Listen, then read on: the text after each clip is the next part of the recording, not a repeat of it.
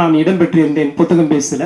அந்த உறவு மீண்டும் வேறு ஒரு வகையில நான் அதை புதுப்பிக்க விரும்புகிறேன். அதனுடைய தொடர்ச்சியாக தான் இந்த புத்தக காடு அப்படின்ற பேர் எப்பத்திலிருந்து நாங்க ஆரம்பிச்சிருக்கோம்னா, கிட்டத்தட்ட ஒரு 2018 இருந்து இந்த பேர் நாங்க புழக்கத்துல வச்சிருக்கோம்.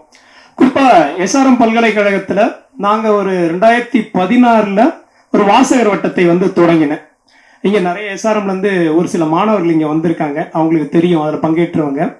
அது அப்படி ஆரம்பிக்கப்பட்ட அந்த வாசகர் வட்டம் நாளடைவில் வேறு ஒரு புதிய பரிணாமத்தை அடைகிற வகையில புத்தக காடுன்ற பேரோட எங்களுடைய பயணம் தொடர்ந்தது. கிட்டத்தட்ட 10 பயணங்கள் நடைபெற்று இருக்கு. அதுல ஒவ்வொரு மாதமும் 4 புத்தகங்கள் விமர்சனத்துக்கு உள்ளாகும். அதுல குறிப்பா 3 புத்தகங்கள் மாணவர்கள் செய்வார்கள், ஒரு புத்தகத்தை ஆசிரியர்கள் கழிப்போம்.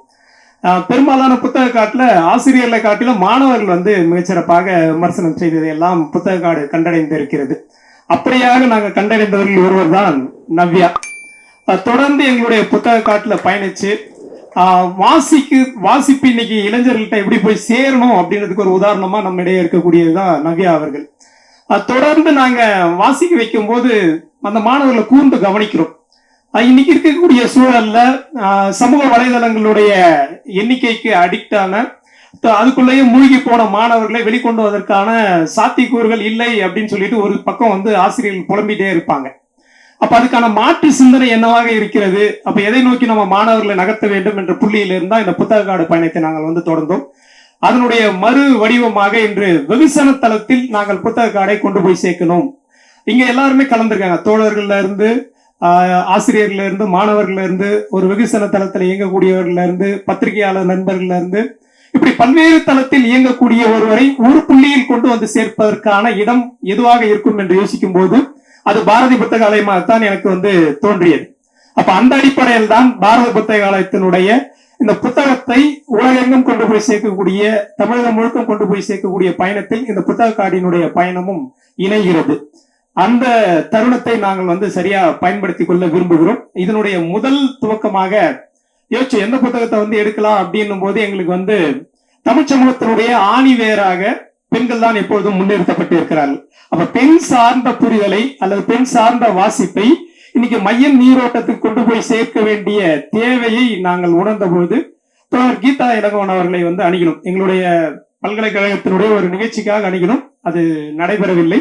அப்ப வேற எந்த தருணத்தில் அவர்களை நாங்கள் பயன்படுத்துவது என்று யோசிக்கும் போது சரி, அவருடைய 2 நூல்களும் வெகுசன தளத்தில் ஒரு முதல் நிலை வாசகர் மனதில கொண்டு போய் சேர்க்கணும் அப்படின்ற எங்களுடைய சிந்தனையின் வெளியோட்டமாகத்தான் இன்று கீதா இளங்கோவன் அவர்களுடைய இந்த 2 புத்தகங்களையும் தேர்ந்தெடுத்திருக்கும்.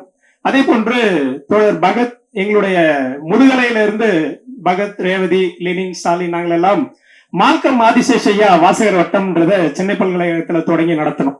அப்ப 2007 இருந்து அதனுடைய நட்பு, எங்களுடைய நட்பு தொடர்ந்துட்டு இருக்கு. அது வாசிப்பினூடாகத்தான் அந்த நட்பு தொடருதுன்றத இந்த தருணத்துல பதிவு செஞ்சு முதல் பயணமாக இந்த புத்தக காட்டு நாம் தொடர்கிறோம். காடு அப்படின்னாவே எல்லாருக்கும் ஒரு அலாதியான விஷயம். அந்த காட்டுக்குள்ள ஒரு பயணம் செய்யறது நமக்குலாம் ஒரு மிகப்பெரிய சாகசம். எல்லாமே இருக்கும், விலங்குகள், பறவைகள், இப்படி பல்லுயிர்களுடைய பெரிய ஒரு உலகம் அல்லது வீடு அப்படின்னு சொன்னா அது காடுதான். தமிழ் சமூகத்தினுடைய முதல் குடியேற்றம் காட்டிலிருந்து தான் நிகழுது. அப்ப காடுதான் நமக்கான எல்லாவற்றிற்குமான மூலாதாரமாக திகழ்கிறது. அப்ப அந்த அடிப்படையில தான் நாங்கள் புத்தக காடு, இங்க எழுத்தாளர் ராமகிருஷ்ணன், எழுத்தாளர் ஜெயமோகன், எழுத்தாளர் தமிழ்ச்செல்வன், எழுத்தாளர் பவா செல்லத்துறை, இப்படி தொடர்ந்து பல்வேறு எழுத்தாளர்களை இந்த காட்டுக்குள்ள நாங்க பயணிக்க போறோம். அப்ப அந்த எழுத்தாளர்கள் எல்லாம் நம்மிடையே உரையாட போறார்கள். அப்படியே தான் இந்த பயணத்தை நாங்கள் முன்னெடுக்கிறோம். அந்த வாய்ப்பை நல்கிய பாரதி புத்தகாலயத்திற்கும் நாகராஜன், இப்பொழுதெல்லாம் நாங்கள் கேட்போமோ அப்பெல்லாம் எங்களுக்கு உடனே சரின்னு சொல்லிடுவார். அதுதான் எங்களுக்கு பெரிய உந்து சக்தி. எங்களை இது வரைக்கும் மறுத்ததே கிடையாது. நான் கேட்டு தோழர் இது செய்யணும், இது இப்படி பண்ண முடியுமா அப்படின்னா அதெல்லாம் வாங்க தோழர் பாத்துக்கலாம், பண்ணிடலாம் அப்படின்னு சொல்ற அந்த சிந்தனையும் போக்கும் தான் எங்களை எல்லாம் தொடர்ந்து இயங்க வைப்பதற்கான ஒரு கருவியாக அமைகிறார் தோழர் நாகராஜன். அப்ப இந்த தருணத்தில் உங்கள் அனைவரையும் மீண்டும் ஒரு முறை இந்த நிகழ்ச்சியினுடைய ஒருங்கிணைப்பாளராக வரவேற்று இந்த மேடையை தற்போது முதலாவதாக பெட்ரமாஸ் லைட்டே வேணும் அப்படின்ற நூலை நம்மிடையே கலந்துரையாடுவதற்காக நவ்யா அவர்களை அழைக்கிறேன். இந்த மேடை ஒரு இன்ஃபார்மலான மேடையாக அமைச்சுக்கலாம். ஒரு ஃபார்மலா இல்லாம, நம்ம தொடர்ந்து ஒரு சடங்கார்த்தமான மேடையா இல்லாம, முதலாவதாக 2 நூல்களுக்கான விமர்சனம், அதை தொடர்ந்து கலந்துரையாடல், நம்மிடையே கீதா இளங்கோவன் அவர்களுடைய அவருடைய பேச்சும் நம்மிடையே இருக்கிறது. இப்படியாகத்தான் இந்த நிகழ்ச்சியை நான் கொண்டு போக விரும்புகிறேன்.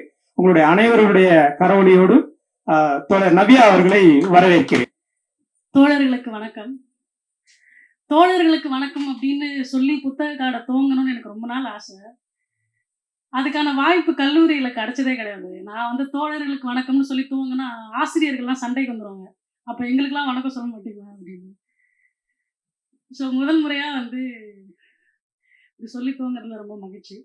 புத்தக காடு வந்து என்னோட ஆல் டைம் ஃபேவரட்டான ஒரு ஈவெண்ட்டுன்னு நான் சொல்லுவேன். ஏன்னா என்ன பேச வச்சது புத்தக காடு மட்டும்தான்.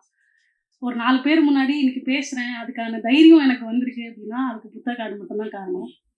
புத்தக காடு எப்படி இயங்கும்னா, ஒரு புத்தக காடுல நீங்க புத்தக விமர்சனம் பண்ணணும் அப்படின்னா நீங்க அந்த புத்தகத்தை படிச்சிருந்தா போதுமானது. அதுக்கு மேல உங்களுக்கு எந்த தகுதியும் தேவையில்லை. நீங்க அந்த புத்தகம் படிச்சிருக்கீங்க அப்படிங்கிற தகுதி போதுமானது நீங்க புத்தக காடுல புத்தக விமர்சனம் பண்றதுக்கு. அண்ட் பொதுவா எங்க காலேஜ்ல இந்த புத்தக காடு நடக்கும்போது அந்த காலேஜோட ஹைரார்கியில இருக்கிற டீனோ, டைரக்டரோ, பிரின்சிபலோ யாரு வந்து வந்தாலுமே அவங்க கீழே தான் உட்காரணும். யாருக்குமே மேடையில இடமே கிடையாது. அவங்களுக்கு தனி சேர்லாம் நாங்கள் போடவே மாட்டோம். ஸ்டூடெண்ட்ஸ் எங்க உட்கார்றாங்களோ அங்கதான் உட்காருவோம். இன்னைக்கு மேடை போட்டது எனக்கு கொஞ்சம் புதுசா தான் இருக்கு. புத்தக காடுல யூஸ்வலா மேடை இருக்காது. அது இல்லாம புத்தக காடு எனக்கு ரொம்ப ஃபேவரட்ன்றதுனால ரொம்ப பொசசிவா இருப்பேன் நான். புத்தக காடு வந்து என்னோட நான் ரொம்ப ஓன் பண்ற ஒரு ஈவெண்ட் அது. ஸோ இது துவங்குறப்போ என்னை கூப்பிடாம ஒரு வேற யாரையாவது கூப்பிட்டுருந்தா எனக்கு உண்மையா அது ரொம்ப வருத்தமா இருந்திருக்கும். என்னை கூப்பிட்டு என் மேல நம்பிக்கை வச்சு முதல் பயணத்திலே எனக்கு வாய்ப்பளித்த தமிழையாக்கு ரொம்ப நன்றி. தமிழையா வந்து காலேஜ்ல அப்படி சொல்லி பழகிடுச்சு. தோழர்னு சொன்னாலும் அவருக்கு எந்த பிரச்சனையும் இருக்காது. காலேஜ்ல மற்ற ப்ரொஃபஸருக்காக சொன்னது. புத்தகத்துக்குள்ள போகலாம் அப்படின்னு நினைக்கிறேன். நான் வந்து புத்தக காடுல இருந்து திரும்ப துவங்குறேன். நான் முன்னாடியே ஒரு வாட்டி நாங்க பெண்ணியம் சார்ந்து ஒரு புத்தக காடு நிகழ்ச்சி நடத்திருக்கோம். பூஜாலாம் அதுல பேசியிருக்காங்க. ஒரு 4 புத்தகம் விமர்சனம் பண்ணோம். அதுல துப்பட்டா போடுங்க தோழி அப்படின்றதும் ஒரு புத்தகம். அப்போ வந்து நான் புத்தகம்லாம் படிக்கல. நான் ஹோஸ்ட் பண்ணியிருந்தேன் அந்த ப்ரோக்ராம. அப்போ வந்து 3 விமர்சனம் வந்து பெண்கள் பண்ணியிருந்தாங்க. ஒரு புத்தகத்தோட விமர்சனம் வந்து ஒரு ஆண் பண்ணியிருந்தாங்க. அதுக்கப்புறம் ஒரு காரசாரமான விவாதம்லாம் நடந்துச்சு. எல்லாம் முடிஞ்சிச்சு, ஈவெண்ட் முடிஞ்சிச்சு. நான் ஐயா கிட்ட கேட்டேன், அவரும் நல்லா இருக்குலாம் சொல்லிட்டாரு. சொன்னதுக்கு அப்புறமா அவர் என்கிட்ட ஒரு விஷயம் சொன்னாரு. புத்தக காடு நிகழ்ச்சிக்கு நானே ரொம்ப கஷ்டப்பட்டு பசங்களெல்லாம் கூப்பிட்டு வரேன். அதுவும் ஒரு ஆணை வந்து ஒரு பெண்ணியம் சார்ந்து பேசுறதுக்கு ரொம்ப கஷ்டப்பட்டு நான் கூப்பிட்டு வரேன். நீ அவன் வந்தோடனே ஏறி 4 அடி ஆச்சுன்னா அவன் திரும்ப வரவே மாட்டான். அதனால அவனை வரவன் கொஞ்சம் பக்குவமா எடுத்து சொன்னா அவன் புரிஞ்சுப்பான் அப்படின்னு என்கிட்ட சொன்னாரு. நான் அதை ஃபர்ஸ்ட் எல்லாம் அதை அக்செப்ட் பண்ணிக்கலாம். அப்படியா, சரிங்க. எனக்கு புரியவே இல்லை. அவர் ஒரு தோழர் வராரு, பேசுறாரு. நான் அதுக்கு ஒண்ணு அவர் கேட்ட கேள்விக்கு நான் பதில் சொல்றேன், இல்லைன்னா அவர் சொன்னதுக்கு ஒரு கேள்வி கேட்கிறேன். இதுதான் நான் பண்றேன். இதுக்கு மேல நான் எப்படி இதை வந்து ரொம்ப மென்மையா கையாளுறது அப்படின்னு எனக்கு புரியல. இந்த பெட்டர் மார்க்ஸ் லைட்டே தான் வேணும்ன்ற புத்தகம் படிச்சதுக்கு அப்புறமா அவர் என்ன என்கிட்ட எதிர்பார்த்தாரு அப்படிங்கிறது எனக்கு புரிஞ்சுது. ஏன்னா ஃபெமினிசத்தை இவ்வளோ மென்மையா இவ்வளோ கைண்டா அணுக முடியும் அப்படிங்கிறது வந்து நான் இந்த புத்தகம் பார்த்து தான் தெரிஞ்சுக்கிட்டேன். ஏன்னா ஃபெமினிசம்னாலே அது ஒரு எதிர்ப்பு, ஒரு கோபம், ஒரு வெறுப்பு. ஏன் இப்படி பண்றீங்க, இதை இப்படிலாம் தான் நான் அணுகியிருக்கேன் ஃபெமினிசத்தை. ஆனா ஒரு ஒரு எழுத்தாளர் வந்து இவ்வளோ மெச்சோர்டா, இவ்வளோ கைண்டா, இவ்வளோ எளிமையா, இவ்வளோ இயல்பா அதை வந்து எழுதியிருக்காங்க அப்படின்னு எனக்கு தோணுச்சு. அவங்க எழுதியிருக்காங்கன்றதை விட எனக்கு அந்த புத்தகம் படிக்கும் போது அவங்க என்கிட்ட பேசுற ஃபீல் தான் வந்துச்சு. என்னை கூப்பிட்டு உட்கார வச்சு அவங்க கொஞ்ச நேரம் என்கிட்ட பேசியிருந்தாங்கன்னா என்ன ஃபீல் எனக்கு இருந்திருக்குமோ அதுதான் எனக்கு இந்த புத்தகம் படிக்கும் போதும் இருந்துச்சுன்னு நான் சொல்லுவேன். அவங்க வந்து என்ன மாதிரி யாரையும் அடிக்கல. அவங்க வந்து யாராவனா இருந்துக்க, நீ மிசோஜிஸ்னாவே இருந்துக்க, நீ வந்து ஒரு பெரிய ஆணா இருக்கவாதியா கூட இருந்துக்க, வா கூட வா, என் பக்கத்துல உட்காரு, கொஞ்ச நேரம் நான் சொல்றதை கேளேன் அப்படின்னு ஒருத்தரை பேச வச்சு அப்படி உட்கார வச்சு பேசினா எப்படி இருக்குமோ அப்படிதான் இந்த புத்தகம் இருந்துச்சு. இந்த மாதிரி ஒரு ரொம்ப ஒரு ஆணாதிக்கவாதிக்கிட்ட போய் இந்த புத்தகத்தை வந்து நான் கொடுத்து இருந்தாங்க படிங்க அப்படின்னு நான் சொன்னாலுமே அவரு வந்து இந்த புத்தகத்தை படிச்சா அவருக்குமே ஒரு சூதியான எக்ஸ்பீரியன்ஸ் தான் இந்த புத்தகம் கொடுக்குது. அவர் எங்கேயுமே முகம் சுழிக்க வைக்கல. அவரையுமே வந்து இப்படி யோசிச்சு பார்க்கலாம் அப்படின்ற ஒரு சிந்தனைய மாற்றக்கூடிய ஒரு சிந்தனைய அதுக்கான தன்மை வந்து இந்த புத்தகத்துக்கு இருக்கு அப்படின்னு நான் நம்புறேன். புத்தகத்துல மொத்தம் 20 டாபிக் இருக்கு. ஒரு 5 டாபிக் பத்தி மட்டும் நான் பேசலாம் அப்படின்னு இருக்கேன். முதல் டாபிக்கே வந்து நான் நல்ல அம்மாவா அப்படின்ற ஒரு கேள்வி. இதுதான் முதல் பாகம். நல்லா இப்போ நம்ம அம்மான்னு சொன்னாலே நமக்கு என்ன ஞாபகம் வரும்? என்ன ஞாபகம் வரும்? யார பதில் சொல்லலாம்? தியாகம், அன்புன்னு கூட சொல்லுவாங்க. தியாகத்துக்கு இன்னொரு பேர் வந்து அன்பு வச்சிருக்காங்க நம்ம ஊர்ல. அந்த மாதிரி நம்ம வந்து அம்மாவை வந்து பயங்கரமா கொண்டாடுறோம். எதுக்காக கொண்டாடுறோம் அப்படின்னு யோசிச்சா, அவங்க ரொம்ப அன்பா இருக்காங்க. நம்ம மதர்ஸ் டே அன்னைக்கெல்லாம் பாத்தீங்கன்னா பதிவை பயங்கரமா போடுவோம் நம்மலாம். அம்மா வந்து என் வாழ்க்கைய வந்து இப்படி நான் சந்தோஷமா இருக்கேன்னா அது காரணம் எங்க அம்மா தான். எங்க அம்மா எனக்காக அவங்க வாழ்க்கையை தொலைச்சிட்டாங்க. நீங்க இதெல்லாம் வந்து கில்ட்டோட சொல்லணும், அசிங்கத்தோட சொல்லணும். ஒருத்தரோட வாழ்க்கையை நான் எடுத்துட்டேன், என்னால ஒருத்தர் வாழ்க்கையோட போச்சு, என்னால இன்னொருத்தவங்க வாழ்க்கையில இவ்வளவு பாதிப்பு ஏற்பட்டிருக்கு, என்னால இன்னொருத்தவங்க வாழ்க்கைய வாழல அப்படிங்கிறத நீங்க ரொம்ப கில்ட்டோட அவமானத்தோட சொல்ல வேண்டியத அம்மாவை பத்தி பெருமையா பேசுறோம்னு நினைச்சுக்கிட்டு அதை தொடர்ந்து இந்த சமூகம் பண்ணிக்கிட்டே இருக்குன்னு நினைக்கிறேன். அம்மாக்களுக்கும் வந்து ஆசை, காதல், அவங்களுக்கு பிடிச்ச விஷயங்கள் எல்லாமே இருக்கு. ஏதோ ஒரு கட்டத்துல அம்மாவையும் நம்ம நம்ப வச்சிட்டோம். அம்மா நமக்காக அவங்க வேலை செஞ்சாதான் அவங்க நல்ல அம்மா, நல்ல பெண் அப்படின்னு அவங்களே நம்ப வச்சதுதான் வந்து ஆணாதிக்கத்தோட வெற்றி. அண்ட் ரொம்ப மோசமான விஷயமும் அதான் நினைக்கிறேன். அடுத்த தலைப்பு வந்து பெண் குழந்தைகளுக்கு பியூட்டி பார்லர், ஆண் குழந்தைகளுக்கு ஸ்போர்ட்ஸா. ஒரு ஆண் குழந்தைய நம்ம எப்படியா வளர்க்குறோம், ஒரு பெண் குழந்தைய என்னவா வளர்க்குறோம், 2 பேருக்குமான முக்கியத்துவம் எதுல நம்ம கொடுக்குறோம் அப்படிங்கிறது ரொம்ப மேட்டர்ஸ். ஆப்வியஸா வந்து ஒரு ஆணை வந்து ரொம்ப வலிமையா வளர்க்கணும் அப்படின்னு எல்லா பெற்றோர்களும் நினைக்கிறாங்க. அப்படி பெண்களை நினைக்கிறாங்களான்னு தெரியல. பெண்களை ரொம்ப அழகா வளர்க்கணும்னு தான் நினைக்கிறாங்கன்னு நினைக்கிறேன். ஸோ அதோட விமர்சனமா தான் நான் அதை பார்க்குறேன். இதை தொடர்ந்து என்னன்னா, பெண்ணை வந்து வளர்த்து ஒரு கல்யாணம் தான் வந்து அல்டிமேட் கோலா இருக்கு. ஒரு பெண்ணை வளர்க்கறதுக்கு ஆனா ஒரு அல்டிமேட் கோலா, டெஸ்டினேஷனா கல்யாணம் தான் இருக்கு. அப்படி நம்ம இங்க தொடர்ந்து வந்து டவுரி சிஸ்டத்துக்கு எதிராக ஒரு பெரிய ஒரு எதிர்ப்பு வந்து அப்படி டவுரி இங்க வாங்கல அப்படின்னு நான் சொல்ல வரல. பட் எதிர்ப்பு வந்து ஒரு பரவலா பரவி இருக்கு. டவுரிங்கிறது ரொம்ப தப்பான விஷயம் அப்படின்னு பரவி இருக்கு. ஆனா ஒரு பெண் வந்து அவங்க வீட்டுல இருந்து இன்னொரு வீட்டுக்கு போய் வாழ்றாங்க. நான் போய் இன்னொரு வீட்டுக்கு போய் வாழணும்னு என்னை கட்டாயப்படுத்துறீங்க. அந்த வீட்டுல எதுவுமே எனக்கு சொந்தமானது இல்லை, அது இன்னொருத்தவங்களுக்கு சொந்தமான வீடு. அதுல இருக்கிற பொருளும் அப்படிதான். நான் டவுரி எனக்கு கொடுக்க கூடாதுன்னு சொல்றீங்க, சரி ஓகே.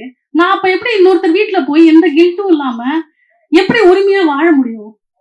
அவங்க என்னைக்கு வேணா வந்து இது என் வீடு அப்படின்ற உரிமையில என்ன பேச முடியாதா?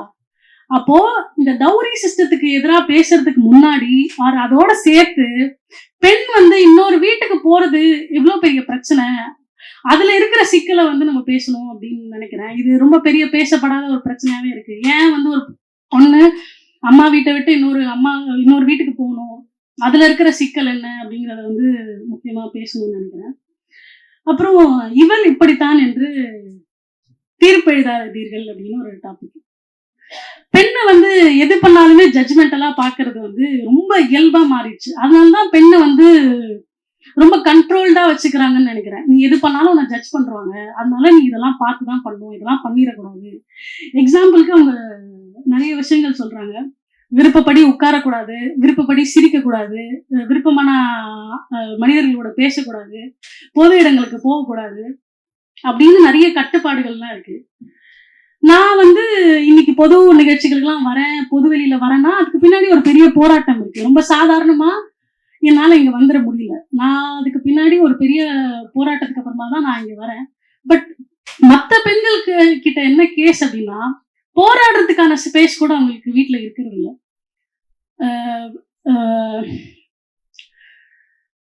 அவங்க வந்து நான் இங்க போகணும் அப்படின்னு கேட்கிற மனநிலை கூட அவங்களுக்கு வரமாட்டேங்குது. அவங்க ப்ரீ ஜட்ஜ்மெண்ட்லாவே இந்த மாதிரிலாம் கேட்டால் அவங்க விட போறது இல்லை, அதனால நான் கேட்க மாட்டேன் அப்படிங்கிற ஒரு மைண்ட் செட்ல தான் பெண்கள் இருக்காங்க. இந்த மாதிரி பொது நிகழ்ச்சிகளுக்கு பெண்கள் குறைவா வராங்க அப்படின்னா பெண்களையே குறை சொல்ற ஒரு போக்கு இருக்கு எப்பவுமே. நான் வந்து இந்த மாதிரி ஈவெண்ட் நடத்துறவங்க கிட்டலாம் கேட்பேன், ஏன் பெண்கள் ரொம்ப கம்மியா வராங்க, டைஃபையா இருக்கட்டும், தாமோய் காசாவா இருக்கட்டும். நான் எந்த கூட்டத்துக்கு போனாலுமே நான் கேட்கும்போது அவங்க திருப்பி பெண்களே ப்ளேம் பண்ணுவாங்க. அவங்க வரமாட்டாங்க தோழர், நான் என்ன பண்ண முடியும் அப்படின்னு கேட்பாங்க. சரி, அவங்க வராங்க, அவங்க வந்தா அவங்களுக்கு எந்த பிரச்சனையும் இல்லாம அவங்க வீட்டுக்கு போய் சேருவாங்க அப்படின்ற உறுதியை அவங்களால தர முடியுமா? அந்த உறுதியை தந்துட்டு தானே நீங்க அவங்களை கேள்வி கேட்க முடியும், நீங்க ஏன் வரல அப்படின்னு அப்படின்றதெல்லாம் நான் கேட்டிருக்கேன். அப்படி பெண்களை வேற எதுக்கெல்லாம் வந்து ஜட்ஜ் பண்றாங்க அப்படின்னா, நான் சொன்ன மாதிரி இந்த விஷயங்கள் தான். ஆண் சொன்னால் இயல்பு, பெண் சொன்னால் நெருடலா அப்படின்னு ஒரு தலைப்பு. எதை வந்து பெண் சொன்னா நெருடல், ஆண் சொன்னா இயல்பு அப்படின்னு தோழர் மென்ஷன் பண்ணியிருக்காங்கன்னா, இந்த புக்ல வந்து ஒரு காதலை ஒரு ஆண் வெளிப்படுத்தலாம், பெண் வெளிப்படுத்தினா அதுல பெரிய சிக்கல் இருக்கு. ஒரு ஆணே அதை ஏற்கிறது இல்ல, பெண்ணுக்கு அவ்வளவு தயக்கம் இருக்கு. அப்படியே அந்த தயக்கத்தெல்லாம் மீறி ஒரு பெண் வந்து காதலை வெளிப்படுத்தினா அந்த பெண்ணை வந்து ஸ்லட் ஷேமிங்னு சொல்லுவாங்க இங்கிலீஷ்ல. அந்த மாதிரியான ஒரு ஒரு வேற மாதிரி அவங்கள பாக்குற ஒரு போக்கு வந்து இப்பவுமே இருந்துட்டு தான் இருக்குன்னு நினைக்கிறேன். காதலை வெளிப்படுத்துறதுக்கே இவ்வளவு சிக்கல்ன்றப்போ ஒரு பெண்ணால தன்னுடைய செக்ஷுவல் டிசையர்ஸ எந்த அளவுக்கு வெளிப்படுத்த முடியுது அப்படிங்கிறத நம்ம கொஸ்டின் பண்ணணும் அப்படின்னு நினைக்கிறேன். நான் வந்து ஒரு ரொம்ப வருஷமா கப்புள்ஸா இருக்கிறேன், ரொம்ப லவ் பண்ணி கல்யாணம் பண்ணிக்கிட்டு கப்புள்ஸா இருக்கிற 20 வருஷம் 30 வருஷம் ஒன்னா வாழறவங்க கிட்ட நான் பேசும்போது அந்த பெண்ணால அவங்க ஓப்பனாவே என்கிட்ட சொன்னாங்க, என்னால வந்து என்னோட செக்ஷுவல் டிசையர்ஸை என் ஹஸ்பண்ட் கிட்ட பார்ட்னர் கிட்ட வெளிப்படுத்த முடியாது, அதுல எனக்கு ஏதோ ஒரு தயக்கம் இருக்கு அப்படின்னு. இப்ப இருக்கிற மாடர்ன் பெண்கள் கிட்ட வந்து நான் அதை பத்தி பேசும்போது அவங்களால அவங்க பார்ட்னர்ஸ் கிட்ட அந்த செக்ஷுவல் டிசையர்ஸ ரொம்ப ஈஸியா வெளிப்படுத்த முடியுமா? முற்போக்குவாதிகள் நான் எல்லாரையும் வந்து சேர்த்து தான் சொல்றேன். அவங்களுக்கிட்டுமே ஏதோ ஒரு சிக்கல் இருக்கு. செக்ஸ் அப்படிங்கிறது ரொம்ப அடிப்படை தேவையா பார்க்கப்படணும். ஆனா அத வந்து பேசுறதுக்கான உரிமை வந்து பெண்களுக்கு இல்ல. அவங்க ஆசைப்படுறத வெளிப்படுத்துறதுக்கான ஒரு ஸ்பேஸ் இங்க இல்ல அப்படிங்கிறது ரொம்ப முக்கியமான பிரச்சனையா நான் பாக்குறேன். அத பேசணும்னு நினைக்கிறேன். அடுத்து கடைசி டாபிக் போயிடுவேன், நிறைய நேரம் எடுத்துக்கல. கடைசி டாபிக் வந்து ஆண் உரிமைக்கும் குரல் கொடுக்கிறது பெண்ணியம். நான் வந்து தொடர்ந்து காலேஜ்ல வந்து பெண்ணியம் பத்தி பேசும்போது விமென்ஸ் டேலாம் தமிழ் மன்றம் சார்பா செலிப்ரேட் பண்ணுவோம்.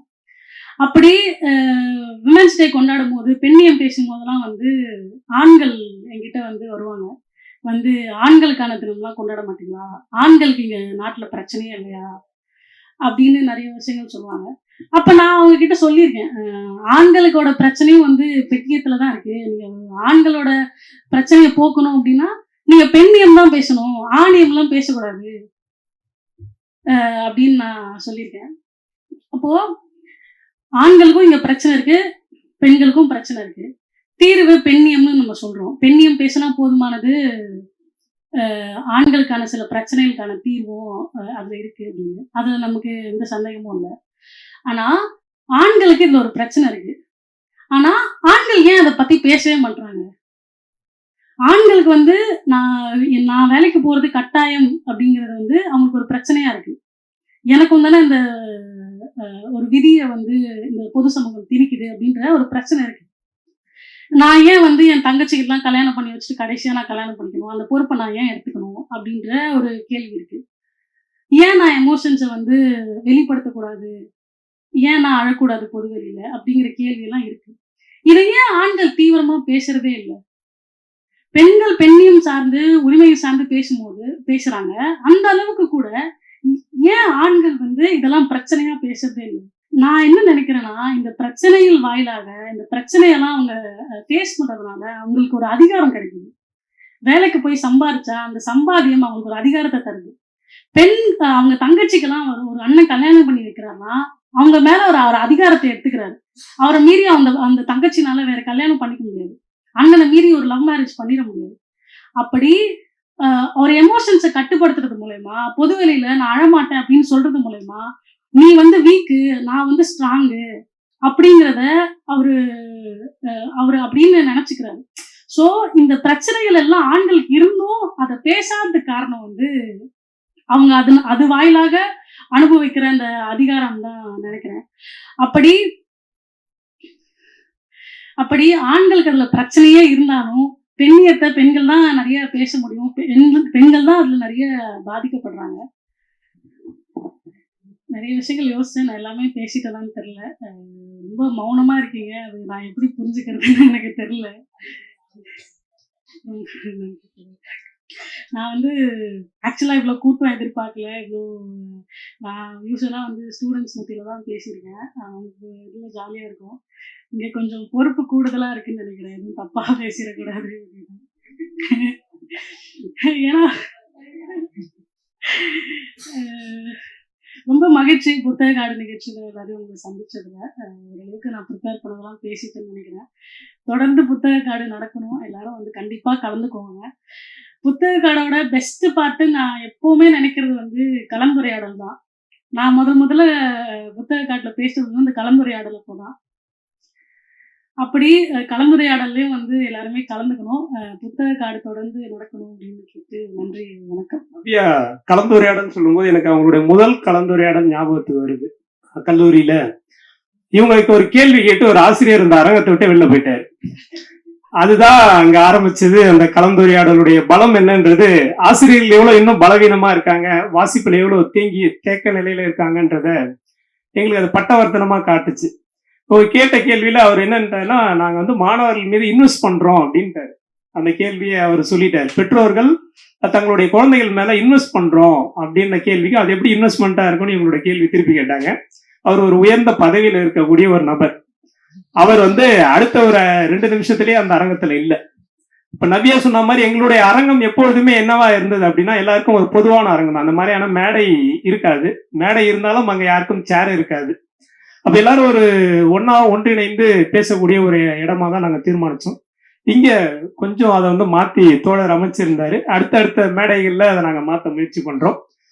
இந்த துப்பட்டா போடுங்க தோழி நாங்க விமர்சனம் பண்ணும்போது இன்னொரு கூடுதலான விஷயத்தை நான் சேர்க்கிறேன். ஒரு ஆசிரியர் அவங்க வந்து இத்தனைக்கும் சயின்ஸ் டீச்சர். அவங்க அதுல வந்து PhD பண்ணியிருக்காங்க. அவங்க சொன்னாங்க, பெண்கள் வந்து துப்பட்டா போடுறது எதுக்கு தெரியுமா, நீங்க இந்த எல்லாரையும் வந்து கெடுக்குறீங்க பசங்க எல்லாரையும் அப்படின்னு சொல்லிட்டு என்கிட்ட ஒரு 10 நிமிஷம் காரசாரமா விவாதம் பண்ணாங்க, வெறும் டைட்டில மட்டுமே பார்த்துட்டு.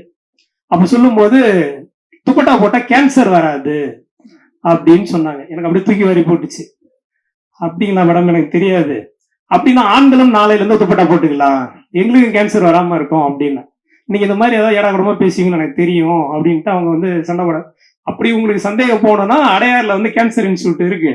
எனக்கு தெரிஞ்ச நண்பர் அங்க ஒருத்தர் இருக்காரு. இது வரைக்கும் எனக்கு அப்படி எதுவும் கேள்விப்படல. வேணா வாங்க மேடம், ஒரு 1/2 மணி நேரம் போயிட்டு வந்துடலாம், டீன் சார்ட்ட பர்மிஷன் வாங்கிடலாம் அப்படின்னு சொல்லி, அப்படிதான் அந்த துப்பட்டா போடுங்க தோழிக்கான கலந்துரையாடலை கல்லூரி முழுக்க பேசப்பட்டது.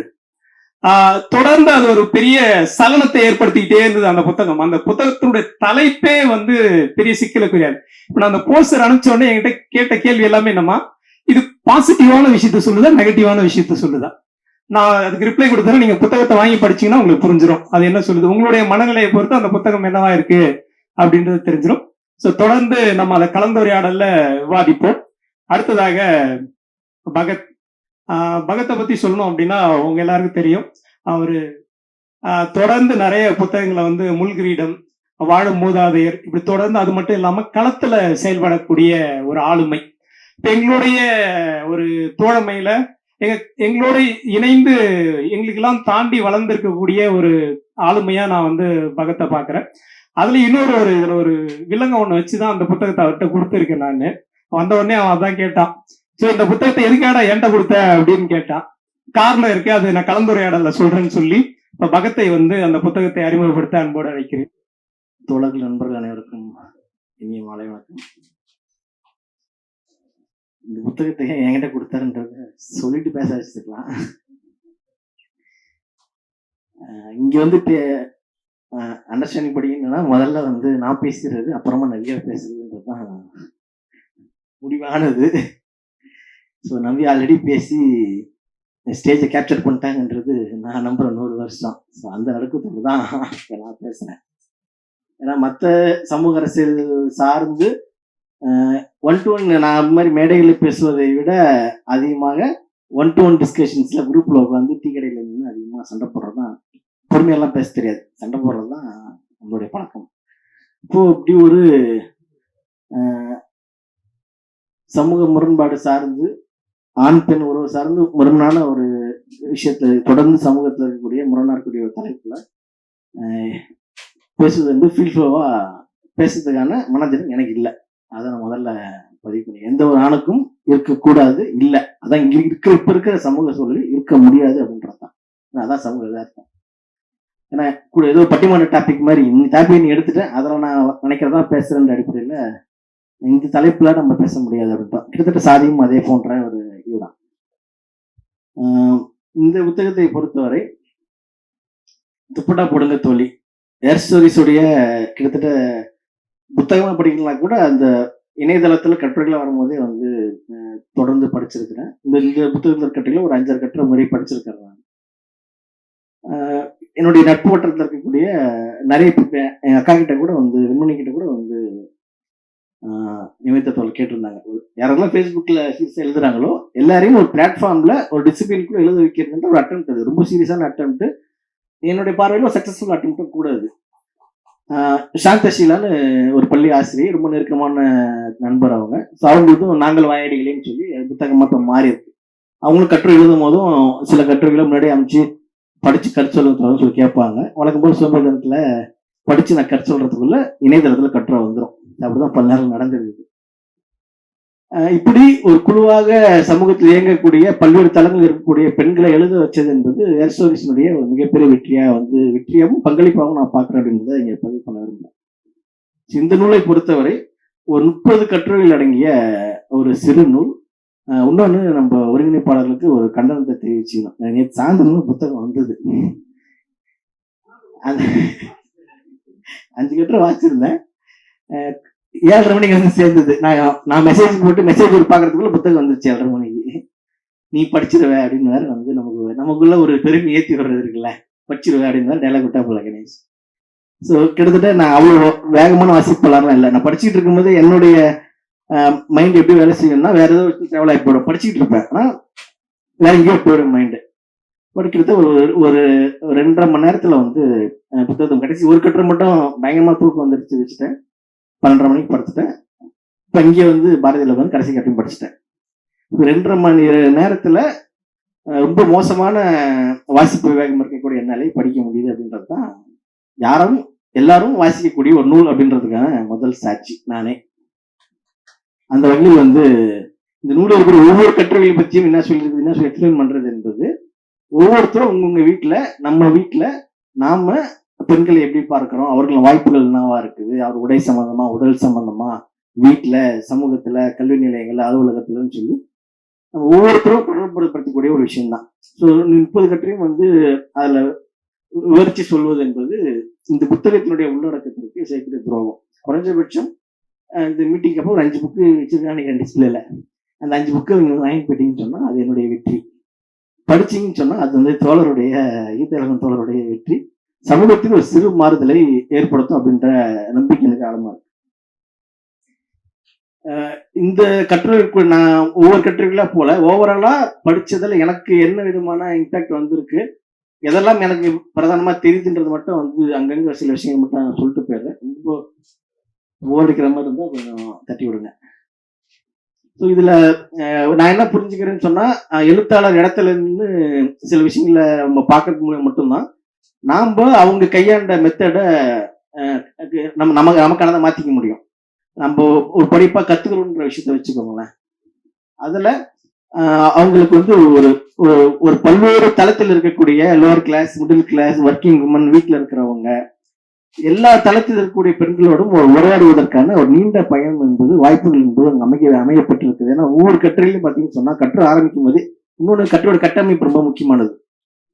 எல்லா கட்டுரைகளும் கிட்டத்தட்ட ஒரே மாதிரி ஸ்கீம் ஃபிக்ஸ் பண்ணி ஆரம்பிச்சோன்னாவே இப்ப ஆடைன்னு எடுத்தீங்கன்னு சொன்னா ஆடை சார்ந்து பெண்கிட்ட என்னென்னலாம் வரும். முந்தானி ஒழுங்கா போடு, இங்க எழுது, அங்க மூடு, இங்க மூடு, டைட்டா போடாத, ஷால் போடாத, என்னென்னலாம் நம்ம வந்து லோக்கல் ஸ்லாங்ல ஃபேமிலியில சாதாரணமா ஒரு அம்மா பொண்ணுகிட்ட சொல்லுவாங்களோ இல்ல அப்பா பொண்ணுகிட்ட சொல்லுன்னு பொன்னாட்டி கிட்ட சொல்லுவாரோ அப்படி ஒவ்வொரு விஷயத்திலயும் வந்து என்னென்னலாம் வந்து பேசுவோமோ அதே ஸ்லாங்ல 30 தலைப்புலயும் அப்படி லோக்கலா கிட்டத்தட்ட வந்து ஒரு ஒரு வழக்காறு மாதிரி ஒரு 10 சென்டென்ஸ் வந்து வந்துடும். எனக்கு என்ன தோணுச்சுன்னா நீ 10 சென்டென்ஸ் சொல்லிட்டீங்கன்னாவே அது கட்டுரை எழுத வேணாம், எவ்வளவு மோசமா இருக்கீங்கடா அப்படின்றத சொல்லியாச்சு. அதுக்கு மேல அது வாய்க்கணும்னா அதுக்கு மேல வரைக்க போறதே கிடையாது. அப்படிதான் இருக்குது. இப்போ இதுல நம்ம ஒவ்வொரு கட்டுரை கடந்து போகும்போதும் நான் வந்து என்ன சூழலுக்கு நம்ம ஆளாயிடுறோம்னு சொன்னா அது குறைஞ்சபட்ச நேர்மைன்னு நினைக்கிறேன். நம்ம எப்படி இருந்திருக்கிறோம், இந்த பிரச்சனை இல்லை, இதை நம்ம இப்படி நம்ம வாழ்க்கையில நம்ம பர்சனல் லைஃப்ல நம்ம இருக்கிறோன்றதெல்லாம் நம்மள வந்து இன்ட்ராகேட் பண்ணினே இருக்குது. அது அவங்களுடைய லாங் டைம் எக்ஸ்பீரியன்ஸ். எங்க வச்சு எப்படி சொன்னா வாசகர் வந்து தனக்கான ஸ்டேட்மெண்டா படிப்பாங்க அப்படின்ற ஒரு இது அவங்க இருக்கு. இது ஃபேஸ்புக்ல போட்ட உடனேவே சில நண்பர்கள் சொன்னாங்க, இது அவ்வளவு ஒன்றும் சீரியஸான ரைட்டப்பா தெரியல எனக்கு அப்படின்னு. எனக்கு புரியவே இல்லை. எனக்கு காலையில மைண்ட்ல ஓடியே இருக்குது. நீ சீரியஸா ரைட்டப்னு எதிர்பார்க்கறேன். அவங்க என்ன சொல்றாங்கன்னா, நீ சீரியஸா ரைட்டப்னா நான் இதை படிச்சுட்டு குறைஞ்சபட்சம் வந்து 4 வார்த்தை அர்த்தம் புரியாம 4 பேர் அர்த்தம் புரியாம 10 பேர் திரும்பி படிக்கணும். அதான் சீரியஸான ரைட்டப் நினைச்சுக்கிறாங்க.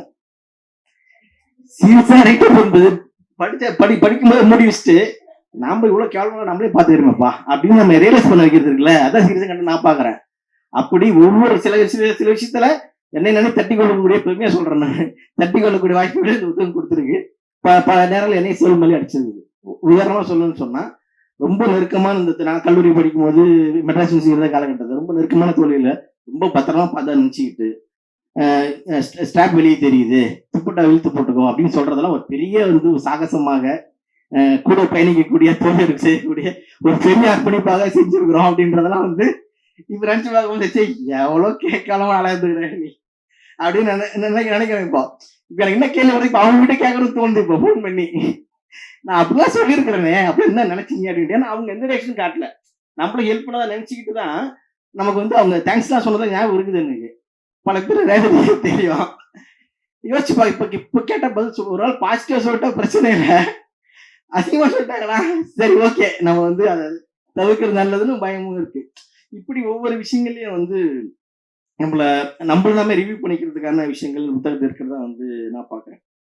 பல தலைப்புகள் இருந்தாலும் எல்லாரோடும் வந்து எல்லா விஷயங்களும் ஒவ்வொரு தலைப்புமே நடைமுறை வாழ்க்கையோடு தொடர்புடையதா இருந்தாலும் சில கேள்விகள் இன்னைக்கு சமூகத்துல நிகழ்த்த வேண்டிய முக்கியமான விவாதங்களை ஜஸ்ட் டச் பண்ணிட்டு போயிருக்கிறாங்க. இப்ப என்னுடைய விஷயம் என்னன்னு சொன்னா, அதை இன்னும் ஆழமாக தோழர் வந்து அடுத்த ரைட்டப்ல கொண்டு வரணும் அப்படின்றது என்னுடைய இதுவா இருக்கு. அதுல முக்கியமா 2 சென்டென்ஸாவே வந்து சொல்றேன். ஒண்ணு, சோசியல் பீயிங் என்ற விஷயத்த ஒரு இடத்துல ஒவ்வொரு மனிதனும் சமூக மனிதன் தான் அப்படின்றது இருக்குல்ல. நம்ம எல்லாத்தையுமே வீட்டுக்குள்ள வைக்கும் போது மட்டும்தான் அந்த வீட்டுக்கான கௌரவம், அந்த குடும்பத்தின் கௌரவத்தை காப்பாற்றணும், பரம்பரை கௌரவத்தை காப்பாற்றணும், எல்லாமே அங்க மாட்டுது. அப்ப சமூகத்துக்கான மனிதன் என்ற விவாதம் இருக்குதுல்ல, அது ஒரு லாங் டைம் ப்ராசஸ்ல நடக்க வேண்டியதுதான். ஆனால் பேச வேண்டிய கட்டாயம் என்பது நமக்கு இப்பயே இருக்குது அப்படின்றது ஒண்ணு. 2வது நான் ரொம்ப முக்கியமா பார்த்தது வந்து கம்யூனிட்டி கிச்சன். ஒரு இடத்துல வந்து ஒரு பெண்ணை அடுப்பங்களை விடுப்பு பெரியார் இருந்து பேசிட்டு இருக்கிறாங்க. அது வேற. இன்னைக்கு நீ நடைமுறைப்படுத்த வேண்டிய அவர் தேரிட்டிக்கலா சொல்லிட்டாரு, அரசியலா ஏதாவது செஞ்சாதான் தீர்விட விளங்க மாட்டேன் போவாடான்னு சொல்லிட்டாருன்னு வச்சுக்கோங்க. இன்னைக்கு காலகட்டத்தை நீங்க விடுவிக்கணும்னு சொன்னா நீ ஆல்டர்னேட்டிவ் பிராக்டிக்கல் மாடல்ஸை உருவாக்காம என்ன வழி? இந்தியா மாதிரி நீங்க இப்ப இருக்கிற 2K கிட்ஸ் சில பேர் இருக்கிறாங்க, எல்லாம் கொரியன் படம் தான் பாக்குறீங்கன்னு கேள்விப்படுறேன். 2 கொரியா இருக்கு, north Korea, south Korea. South Korea முழுக்க உலகமயமாக்கலை கையாண்டு அவன் வந்து கிட்டத்தட்ட யூஎஸ் மாடலா எடுத்துக்கிட்டு டிராவல் பண்ண ஆரம்பிச்சிட்டான். விஸ்வ சொசைட்டி மாடலா போக ஆரம்பிச்சிட்டான். ஒரு ஆசிய நாடை வச்சு சொல்றான். வடகொரியா அது ஒரு கம்யூனிஸ்ட் நாடாக இருந்து அங்கு அதுக்கும் இதுக்குமான சமூக உறவுகள் எல்லாமே வேற வேற. அங்க வடகொரியாலே எப்படின்னா நடக்குதுன்னு சொன்னா, தாய்வான்ல என்ன நடக்குதுன்னு சொன்னா, கம்யூனிட்டி கிச்சன்ஸ்.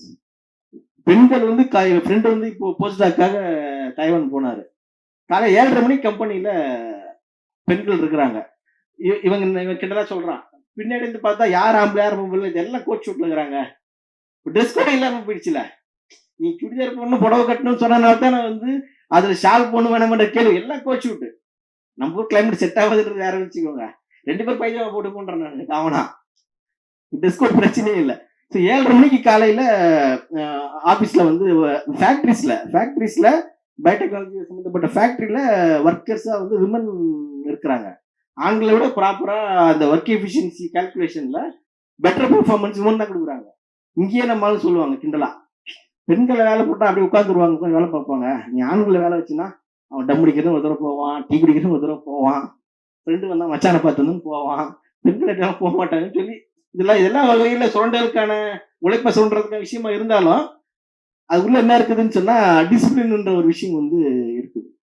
அப்போ கம்யூனிட்டி கிச்சன்ஸ்ன்ற விஷயம் வர்றதுனால எல்லா விமன் மென் ரெண்டு பேருமே ஈக்குவலா வந்து உற்பத்தியில வந்து ஈடுபடக்கூடிய விஷயங்கள் வருது.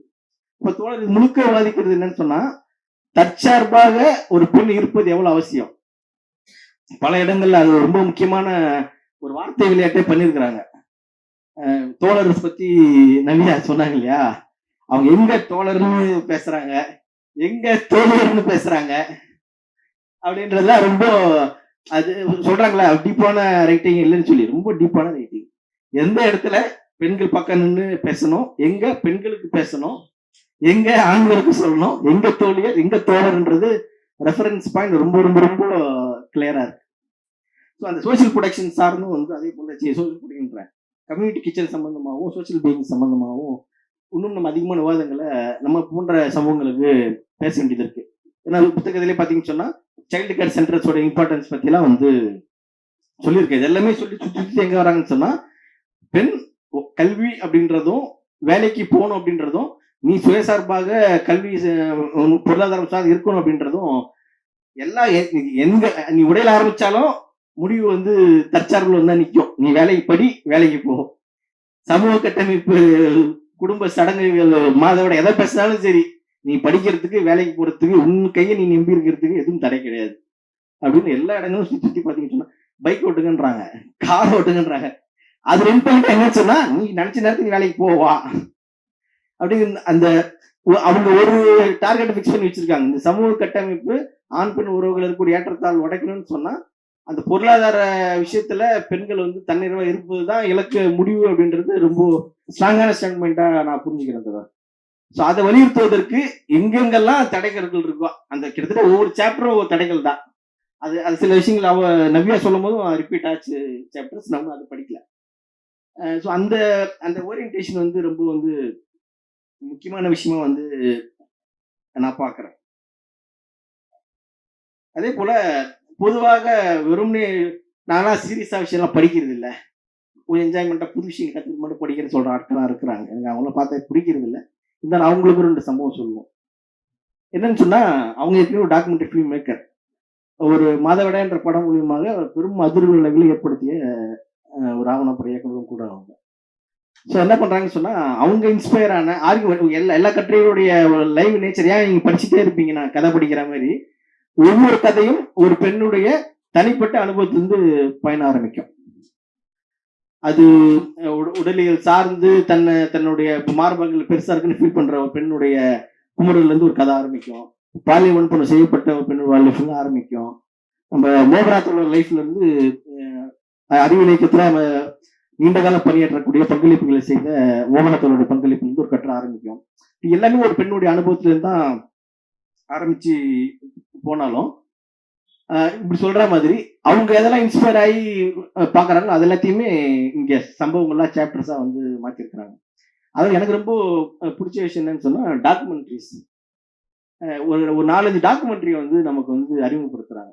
எனக்கு என்னன்னு சொன்னா, இது மாதிரி டாக்குமெண்ட்ரிஸோ இல்ல வந்து கமர்ஷியல் இல்லாத படங்களை பார்க்கணும் விருப்பம் அதிகம். எனக்கு என்ன பொறுமை இருக்காதுன்னா, அது ஏதாவது அரசியல் செய்தி சொல்லிடணும், எனக்கா தேட தெரியாது, யாராவது ரெக்கமெண்ட் சொன்னாங்கன்னா கட்டாயம் உட்காந்து பார்த்துருவேன். ஸோ அதை வந்து ஒரு 4 டாக்குமெண்ட்ரிகளை வந்து அற்புதமா வந்து அதை பத்தி அறிமுகம்னு சொல்லி, அது எவ்வளவு முக்கியமான டாக்குமெண்ட்ரிஸ், அது பின்னாடி எங்கிருந்து வருது அப்படின்றத ரொம்ப சிறப்பா வந்து சொல்லியிருக்கிறாங்க.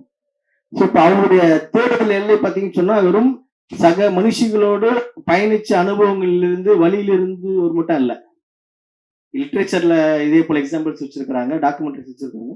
வெவ்வேறு தளங்களிலிருந்து ஒரு பெற்ற அறிவும் நேரடியாக பெண்கள்கிட்ட இருந்து கண்ணீரும் கூட சொல்லலாம். கண்ணீர் மூலமா கிடைக்கக்கூடிய கேஸ் ஸ்டடிஸும் இணைச்சுதான் பார்த்தீங்கன்னு சொன்னா நூறு முழுக்க வந்து சொல்லிட்டு போறாங்க அப்படின்றது. அதை ரொம்ப முக்கியமான ஒரு படத்தை பற்றி சொல்லியிருக்காங்க, மோஸ்ட் ஹேட்டட் உமன் இன் அமெரிக்கான்னு சொல்லி. ஒரு ஒரு முக்கியமான ஒரு விமன் லீடரை பற்றின ஒரு படத்தை பற்றி வந்து விவரிச்சிருந்தாங்க. அதை பற்றி விலைக்கு சொல்ல உள்ள போல.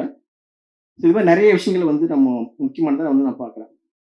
ஸோ ஓவராலாக நான் சொல்ல வர்றதுன்னு சொன்னால், இந்த புத்தகத்தை நீங்கள் வந்து ஒரு லைனில் எப்படி கேரக்டரைஸ் பண்ணலாம் அப்படின்னு சொன்னால், இது ஒரு லிட்மஸ் டெஸ்ட் மாதிரி. கெமிஸ்ட்ரி லேபில் 10ஆம் கிளாஸில் போனவங்களுக்கு தெரியும். பெண்கள் இது இது பெண்களுக்கான எழுதப்பட்ட புத்தகம். பெண்கள் கிட்ட தான் அவங்க உரையாடுறாங்க. ஆனால் ஒரு ஆணும் இது கட்டாயம் படிக்க வேண்டிய அவசியம் என்பது இருக்குது. இப்போ நாங்கள் 2007, 8 பல்கலைக்கழகத்தை படித்த காலகட்டத்திலிருந்து இப்போ இருக்கக்கூடிய மாணவர்களை பார்க்கும்போது, எங்களை விட இப்போ இருக்கக்கூடிய மாணவர்களுடைய எல்லாம் சொல்லுவாங்க, நாங்களாம் எப்படி இருந்தோம் தெரியுமா, நீ இருந்து பசங்க சொல்லுவாங்கல்ல, பச்சை போய். நாங்கள் இருந்த காலகட்டத்தை விட இப்போ இருந்த பசங்க இன்னும் பெட்டராகவே டெமோக்ரேட் ஆகிருக்கிறாங்க. அந்த ஒரு நான் பொறாமப்படுறேன். நான் எங்க கூட பயணிச்ச பல பெண் தோழிகள் அது இருட்டனான ஒரு பதட்டம் வந்துடும். அதெல்லாம் நாங்கள் கிட்ட இருந்து பார்த்துருக்குறோம். அதெல்லாம் எனக்கு கொஞ்சம் உடஞ்சிருக்குது. இது மாதிரி சின்ன சின்ன எக்ஸாம்பிள்ஸ் அங்கங்கே பார்த்து நம்ம சொல்லிட்டோன்னா சொல்லிடுவாங்க, அதெல்லாம் காலம் எவ்வளோ மாறிச்சுவா, இன்னும் பெண்களை அறிமுகப்படுத்தினே பேசிக்கிறீங்களாப்பான்னு உடனே ஒரு ஜம்பம் வரும், மண்டையிலே ஓட்டணும். இந்த இதை ஏன் சொல்றோம்னா, அப்படியே இல்லை மாறி வந்திருக்குது, ஆனால் இன்னும் மாற வேண்டியது எவ்வளோ இருக்குதுரா அப்படின்னு சொல்றதுக்காக இந்த எக்ஸாம்பிளை சொல்றோம். அப்போ இன்னும் வேகமாக மாற்றத்தை நோக்கி நம்ம மாறிக்கொண்டு போகணும்னு சொன்னா, ஒன்று சமூக உறவுகள்ல, உற்பத்தி முறையில, சமூக இயக்கத்துல எல்லாத்தையும் மாற்றம் வரணும். வெறுமனே மனுஷ மனங்கள்ல மட்டும் மாற்றம் ஏற்படுத்த முடியாது. அதுக்கு புறச்சூழல் வேணும். ஆனா புறச்சூழல் ஏற்பட்டால் கூட அதை அக்செப்ட் பண்ணிக்கிற ஒரு இது பயங்கரமான சாதிய சமூகம்ல இது. அப்ப இந்த சமூகத்துக்கு வந்து புதிய மாற்றங்களை கேப்சர் பண்ணீங்கன்னு சொன்னா, அதை வந்து தகவமைச்சு கொஞ்சம் பாலிஷ் போட்டு என்ன தடவி நீ பாக்குற மாதிரி ஒரு பாலிஷா வச்சுக்கிட்டாதான் புதிய மாற்றம் வரும்போது அக்செப்ட் பண்ணுங்க. இல்லைன்னு சொன்னா அப்படியே உட்காந்துக்கிட்டு தலையை திருப்பி உட்காந்துருக்கோம். மாற்றம் எங்கேயோ போயிட்டு இருக்கோம், நம்ம எங்கேயும் வந்து உட்காந்துருக்கோம். ஸோ அப்படி இருக்கிற சூழல்ல லிட்மஸ் வந்து டைவர்ட் ஆயிட்டேன். ஸோ ஒவ்வொரு ஆணும் வாசிக்கும் போது கிட்டத்தட்ட அப்படி ஒவ்வொரு சாப்டருக்கும் நம்ம வந்து நம்மளை வந்து ஃபிக்ஸ் பண்ணி பார்த்துக்கலாம். உள்ள அந்த டெஸ்டிப்ல லிக்விட விட்டு உடனே கலந்து மாதிரிதான் இல்லையான்ற மாதிரி எங்கெல்லாம் நம்ம வந்து படிக்காம இருந்துக்கிறோம், எங்கெல்லாம் வந்து ஒரு ஏவரேஜா இருந்திருக்கிறோம், எங்கெல்லாம் பெட்டரா இருந்திருக்கணும்ன்றத ஒரு ஆண் வாசிக்கும் போது அப்படிதான் அதை நான் பார்த்தாதான் நேர்மைன்னு நான் நினைக்கிறேன். ஸோ அதில் இதை போன்ற அவங்க தோழி ஒரு கேள்வி கேட்டாங்க, ஏன் ஆண்கள் ஏன் பேச மாட்டீங்க அப்படின்னு சொல்லிட்டு. ஏதோ ஒரு பேட்டியில வந்து பிரபஞ்சன் பேசினப்போ கேட்ட ஞாபகம், எழுத்தா படிச்சுன்னா பேட்டியா ஞாபகம் இல்லை. பெண்ணியம் பேசுவது பெண்களுக்கு எளிது, ஏன்னா அவங்க விடுதலை சார்ந்தது. அது ஆண்களுக்கு கஷ்டம், எங்க இருக்கிற சமூகம் எல்லாத்தையுமே நாங்க விட்டுட்டு எங்களுக்காக பேசணுமா அப்படின்னு சிரிச்சுக்கிட்டே வந்து பிரபஞ்சன் பதில் சொன்னதை அந்த இது ஞாபகம் இருக்கு. நான் லைவா தான் கேட்டேன் நான். அதுதான் ரியல் ஃபேக்ட். நீங்க அடிச்சு புடுங்கினாதான் வழி, தானாலாம் வந்து வராதுன்றதுதான் நிதர்சன உண்மை. ஸோ அதுல கொஞ்சம் பர்சனலாகவும் சில விஷயங்களை வந்து சொல்லலாம்னு நினைக்கிறேன், சொல்லிட்டு முடிச்சுக்கலாம்னு நினைக்கிறேன். இதுல நம்ம வெறுமனே வந்து ஒரு தலித்தியம் சார்ந்த ஒரு இது மாதிரி ஒரு அனுபவங்களை தொகுத்து ஒரு புத்தகம் வந்து படிக்கிறேன்னு சொன்னா, சமூக ஏற்றத்தாழ்வு இருக்குது, இப்படிதான் மோசமா இருக்குது அப்படின்றத நம்ம ஏத்துக்கிறது தான் வெளியில, அதான் உண்மை, ஏத்துக்கிறோம்னு வச்சுக்கோங்களேன். ஆனால் சென்னையில முடியுதுல, இப்பயும் வந்து ஒரு கேட்டர் கம்யூனிட்டியை ஒன்லி ஃபார் அந்த ஒரு கம்யூனிட்டி பேரை போட்டு அதுல லாங்குவேஜ் போட்டு இவங்களுக்கு மட்டும் தான் அளவு கேட்ல போட்டு விற்கிற அளவுக்கு தான் இங்க வந்து சூழல் ஒன்றும் இருக்குது. அப்படி போட்டுக்கிட்டு நான் ரொம்ப கௌரவமானவன் சொல்றதுக்கான தகுதியோட வாழ்றான் அவன் சிட்டிக்குள்ள. கிராமத்தெல்லாம் பார்த்து ஆணவக்குள்ள நடக்குதுலாம் சொல்ற காலம்லாம் மலையேறி போச்சு. இப்போ ரொம்ப ஸ்டைலிஷா நாங்கள் சென்னைக்குள்ளேயே ஆணவக்குள்ள பண்ணுவோம் அப்படின்ற ஸ்டேட்டஸுக்கு சென்னை நகரம் வந்துச்சு. அந்த பெருமை நமக்கு இருக்குதுல்ல, இப்போ கிடைச்சிட்டு வருஷத்துல. ஸோ அப்படிதான் இருக்கக்கூடிய சூழல்னு வச்சுக்கோங்களேன். எந்த ஒரு கம்யூனிட்டியோ நீ வேணாம் நினைக்கிறியோ அவர்களை ஒதுக்கி வைத்து விட்டு அவர்களுடைய உழைப்பை ஏதோ ஒரு வகையில நான் வந்து சூப்பர் மார்க்கெட் மூலியமா அந்த அரிசியை வாங்கிக்க முடியும். ஒரு ஒரு பட்டினத்தை சார்ந்தவருடைய உழைப்பை நான் அவர் சம்பந்தமே அவருக்கே தெரியாம நான் வாங்கிக்க முடியும். எந்த சமூகத்தையும் நான் புறக்கணிச்சுட்டு இந்த சமூகத்தை தான் வாழ்றேன்னு நான் வந்து இருக்க முடியும். ஆனா இந்த பெண்ணியம் சார்ந்த விவாதத்துல சக பெண் மனுஷியை வந்து ஒதுக்கி வைத்து விட்டு நான் வந்து வாழவே முடியாது. இது வந்து சமூக யதார்த்தம். நடிக்க வேணா செய்யலாம், ரொம்ப நாள் நடிக்க முடியாது, மாட்டி வச்சுக்கிறோம். அப்போ ஒவ்வொரு குடும்பத்திற்குள் அந்த விஷயங்கள் வந்து எப்படி நடக்குது அப்படின்றத, மாற்றம் எப்படி நிகழ்ந்திருக்குது அப்படின்றத நம்ம விவாதிக்க வேண்டிய அவசியம் என்பது இருக்குது. இப்போ நான் வளர்க்கப்பட்ட சூழல்ல எங்க வீட்டுல என்ன என்ன விஷயங்கள், இந்த புத்தகத்தினுடைய சொல்ற விஷயங்கள்ல இருந்து, தலைப்புகள்ல இருந்து நான் வந்து எங்க அம்மா 2 அக்காவை வந்து ஃபிக்ஸ் பண்ணி பார்க்கறோம். எங்க அம்மா வந்து 6வது வரைக்கும் படிச்சவங்க. என்ன 800 நேட்டிவ் எனக்கு. இப்ப சமீபத்துல கோவிட்ல இறந்தாங்க 59 வயசுல. நான் பார்த்து அவங்க ஒட்டுமொத்தமா நான் இப்ப ஒரு 38 வருஷத்துல அவங்க பயன்படுத்தது 2 தட்டு தான். அது ஒரு தட்டு ரொம்ப டேமேஜ் ஆயிடுச்சு, புது தட்டு மாத்தினாங்க. அந்த தட்டை நாங்க யாரும் தொட்டது கிடையாது, தொட விட மாட்டாங்க. அது அவங்களுக்கான தட்டு. முதல் தட்டு அவங்க மாமா வாங்கி கொடுத்தது, தாய்மாமா வாங்கி கொடுத்தது.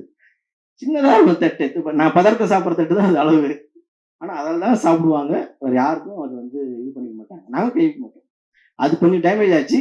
அதே போல ஷேப்ல தேடி கண்டுபிடிச்சி ஒரு தட்டை வந்து வச்சிருந்தாங்க. இன்னும் வீட்டுல இருக்குது. இப்ப நான் பதார்த்தத்துக்கு அதான் யூஸ் பண்றேன் இப்போ. அப்படி ஒரு தனித்துவமான இது. ஒரு கட்டத்துல அக்காங்க 2 பேர் கல்யாணம் போயாச்சு. நான் பாண்டிச்சேரிக்கு படிக்க போயாச்சு. வீட்டுல தனியா இருக்கும். வழக்கம் போல தனியா அப்பா தொழிற்சங்க வேலைக்கு வெளியே போயிடுவாரு. தனியா மாட்டிக்கொள்ள பெண்களுடைய இது இருக்குதுல்ல, எனக்கு கல்யாணம் பண்ணணுன்ற நோட்டிஃபிகேஷன் ஓடும், யாரும் கண்டுக்க மாட்டேங்க, வீட்டுல இந்த வேலை அந்த வேலை எல்லா புலம்புகளும் இருக்கும். திடீர்னு பாத்தீங்கன்னா அந்த புலம்புகள் எல்லாம் அமைதியாச்சு. பார்த்தா திருவட்டூர் விடியல் கலைகளோட அவன் நாடகம் மேடையில இருந்து கூப்பிட்டு ஏதாவது நினைவு பரிசு கொடுக்குன்னு சொன்னாலே பதறிடுவாங்க, ஒரு நடுக்கத்துக்கு வந்துருவாங்க. வீதி நாடகத்துல நடிக்க போயிட்டாங்க. விடியல் கலை ஜெயசங்கரோட வீதி நடிக்க போயிட்டாங்க. ஜெயசங்கர் அம்மா நடிக்குதுரா அப்படின்றாரு. அவங்க மேடையில வந்து புத்திரு போசன பாக்குறாங்களா, தெரியல வரச்சு வாங்கன்னு 2 நாள் கூட இருந்தாங்க. எனக்கு ஒரு சின்னதா கொடுங்கன்னு கேட்டாங்க. சரி நாடகம் நடிச்சாங்க. எனக்கு ஏத்துக்க முடியல. இவங்க நாடகம் போறானுக்குலாம் நான் ஊர்ல இருக்க மாட்டேன், வீடியோ எடுத்து அனுப்புங்க வா அப்படின்ட்டு. அது பேக்ல அம்மிங் பண்றது, வந்தாலும் சூப்பர் ஸ்டாரா மாதிரி இல்ல. வீட்டுல எல்லா விஷயத்திலயும் அவங்களுக்கு பிரதான், நமக்கு அப்புறம் தான் மற்ற எல்லாத்துக்குமேன்ற ஒரு டாமினன்ஸ் இருக்கும். அப்படியே போய் அங்க போயிட்டு சப்மிசிவா பின்னாடி இருந்து அம்மிங் பண்றது, சின்ன சின்ன கதாபாத்திர கும்பலோட நின்று போறதுன்னு ஆரம்பிச்சு கதாபாத்திரம்லாம் எடுத்து நடிச்சாங்க. பிரளயமே வந்து சென்னைக்கிளை கூட சில தேவைகள் வாங்க தோழர்லாம் கூட வந்து ரொம்ப ஆச்சரியமா இருக்கும். அவங்க கிளம்பி அவங்க இறந்தப்ப 59 வயசு போடும்போது தோழர்கள் யாரும் ஏத்துக்கவே இல்லை. ஏன்னா அவங்க வீட்டுல இருந்து கிளம்பி போறதுக்காக அவ்வளோ டைம் ஸ்பெண்ட் பண்ணுவாங்க. ரொம்ப நீட்டா, எனக்கெல்லாம் அந்த கேரக்டரே கிடையாது. அவ்வளவு நீட்டா வந்து கிட்டத்தட்ட என்ன மாதிரியே இருப்பாங்க. என்னோட கொஞ்சம் ஐட்டு குறைவாங்க. அப்படியே நான் எனக்கு கூட அப்படிதான் எங்க அம்மா அவ்வளவு நீட்டா வந்து அவங்கள வந்து வெளிப்படுத்திப்பாங்க. ரேவதியாக வந்து அதை நல்லா ரிலேட் பண்ணிக்க முடியும் நான் சொல்றத. அப்படி அப்படி இருப்பாங்க. அவங்களுக்கு எல்லா விஷயங்களும் ரொம்ப, நான் கடற்கரை சார்ந்து வாழ்றேன்றனால இன்னும் சிறப்பான விஷயம் சொல்றேன். சின்னதுலேயே அவங்க பழக்கம் என்னன்னா, பாறை மீனோ இல்லை பெரிய வஞ்சர மீன் சொன்னா தலை மட்டும்தான் அவங்க குழம்பு வச்சு சாப்பிடுவாங்க, மற்ற கண்டுக்க மாட்டாங்க. அந்த செனை இவ்வளவு பெருசுல இருக்கும், தனியா வறுத்து அவங்க வீட்டுல வச்சு சாப்பிடுவாங்க. அந்த பழக்கம் வந்து எங்க பெருசா விருப்பமே இருக்காது. அந்த பழக்கம் வந்து பாத்தீங்கன்னு சொன்னா கடைசி வரை வந்து அதெல்லாமே எனக்கு வந்து இப்படி நான் ஒரு பெண்ணிய பார்வையில இருந்தாலும் நான் அப்சர்வ் பண்ணிருக்கிறேன். நான் இதெல்லாம் படிச்சு வரும்போது இப்ப வீட்டுல வந்து மோசமா தான் இருந்ததுலாம் நம்ம அப்படின்னு வந்து எனக்கு வந்து ஒரு இது வருது. அதே போல எக்காவை எடுத்துக்கிட்டேன்னு சொன்னா, இது பெருமையா சொல்றதா அர்த்தம் இல்லை, பட் பதிவு பண்ண அவசியம் இருக்குன்னு நான் நினைக்கிறேன். நான் திருமணத்துக்கு பிறகு பிஜி வரைக்கும் படிச்சிருந்தாங்க. திருமணத்துக்கு பிறகுதான் எம்ஃபில் பண்ணாங்க, பிஹெச்டி பண்ணாங்க. இப்ப எஸ்ஆர்எம்ல வந்து ஃபேக்கல்ட்டியா இருக்கிறாங்க. இப்போ குறிப்பிட்ட ஏஜுக்கு அப்புறம் டிரைவிங் எல்லாம் வராதுன்னு ஆண்களே சொல்றோம், வண்டி ஓட்டல செட் ஆகுதுப்பா கார்லாம் அப்படின்ட்டு. இப்போ 1 வருஷத்துக்கு முன்னாடி டிரைவிங் ஸ்கூல் போய் டிரைவிங் கத்துட்டு இப்போ இண்டிவிஜுவலா வண்டி ஓட்டுறாங்க. இப்ப சின்ன காய் எடுத்தீங்கன்னா டெய்லர், அவங்க புடவை கட்டுறதுன்னு அவ்வளவு கெடுப்பு அவங்களுக்கு. அது போட சுத்தி டெய்லரு டிசைனா மற்றவங்க வந்து சுடிதாரும் பிளவுஸும் தச்சு தரவங்க.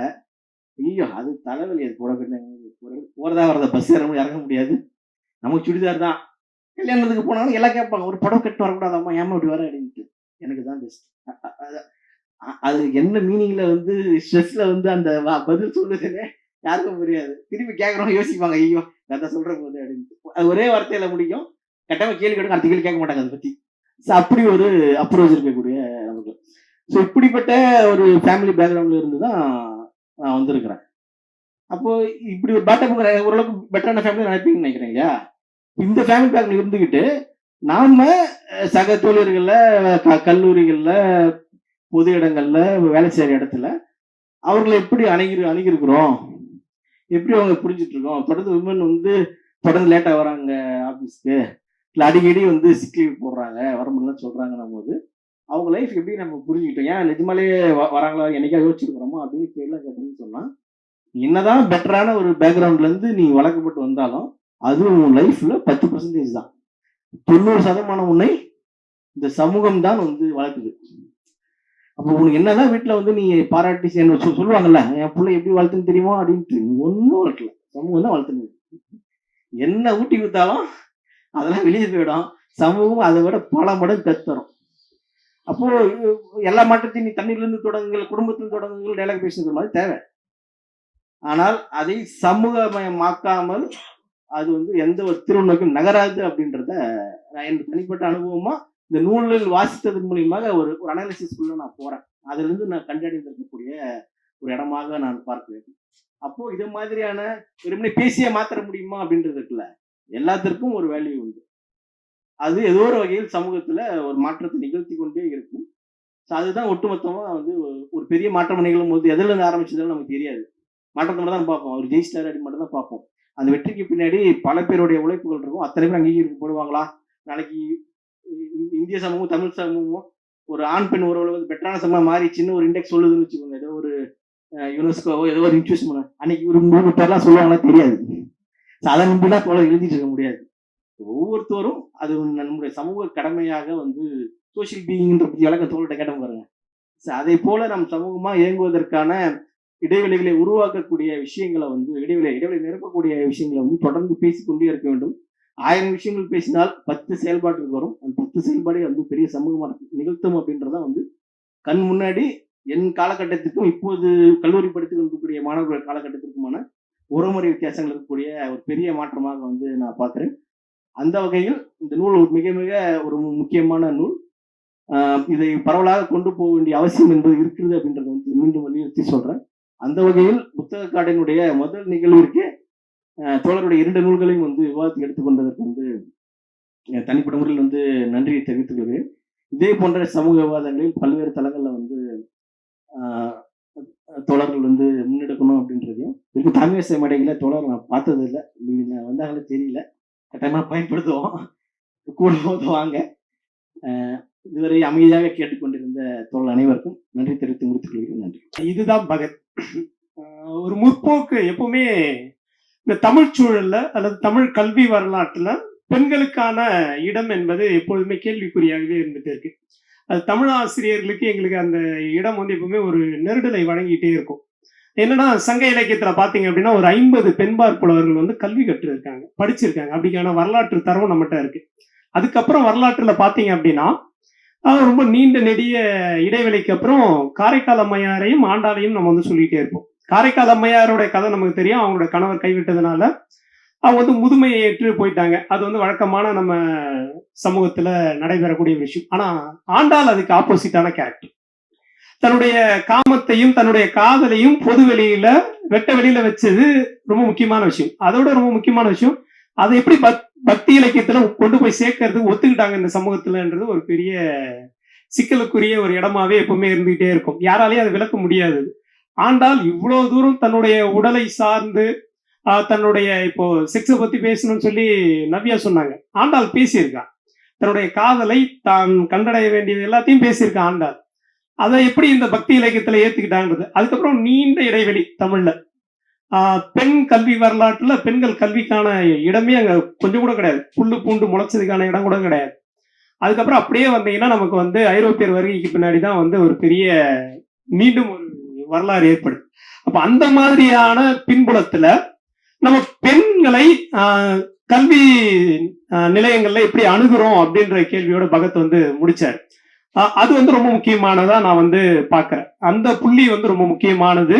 சோ இந்த 2 புத்தகங்களும் நானும் பகத்தும் பேசும்போது பகத் சொன்ன ரொம்ப தின்னா இருக்கு எழுத்து அப்படின்னு வந்து அதுதான் ரொம்ப அடிப்படையான இன்று தேவையான எழுத்து இதுவா இருக்கு. ஒரு தொடர்ந்து நம்ம கிட்ட சீரியஸான எழுத்துன்னு சொல்லிட்டு எடுத்த இடத்துல வாசகர்கள் அங்கிருந்து முற்று முழுதா வந்து அகற்றிடுறோம், ஒரு பயமுறுத்திடுறோம். தொடர்ந்து வாசகர்கள் ஏதோ ஒரு இசங்களுக்கு பின்னாடி போய் ஓடி ஒளிஞ்சு ஏதோ வந்து ஒரு ஒரு கராரான வாசிப்பு முறையை மட்டும்தான் எடுத்துட்டு போகணும் அப்படின்றது இல்லை. அங்க இருந்துதான் புத்தக காடு விலகி பார்க்குது. அதனாலதான் இந்த 2 நூல்களையும் நாங்கள் வந்து முதலாவதாக தேர்ந்தெடுத்தோம். இப்போ வந்து பகத்தை ஏன் இதுல வந்து கூப்பிட்டோம் அப்படின்னா, கல யதார்த்தத்தை ரொம்ப யதார்த்தமா பேசக்கூடியது. இதை புகழறதுக்காக நான் சொல்லல. எங்களுக்கு வாட்ச அடிமையில மிக முக்கியமான அடிமை அப்படின்னு நாங்க நினைப்போம் இல்லையா? என் கூட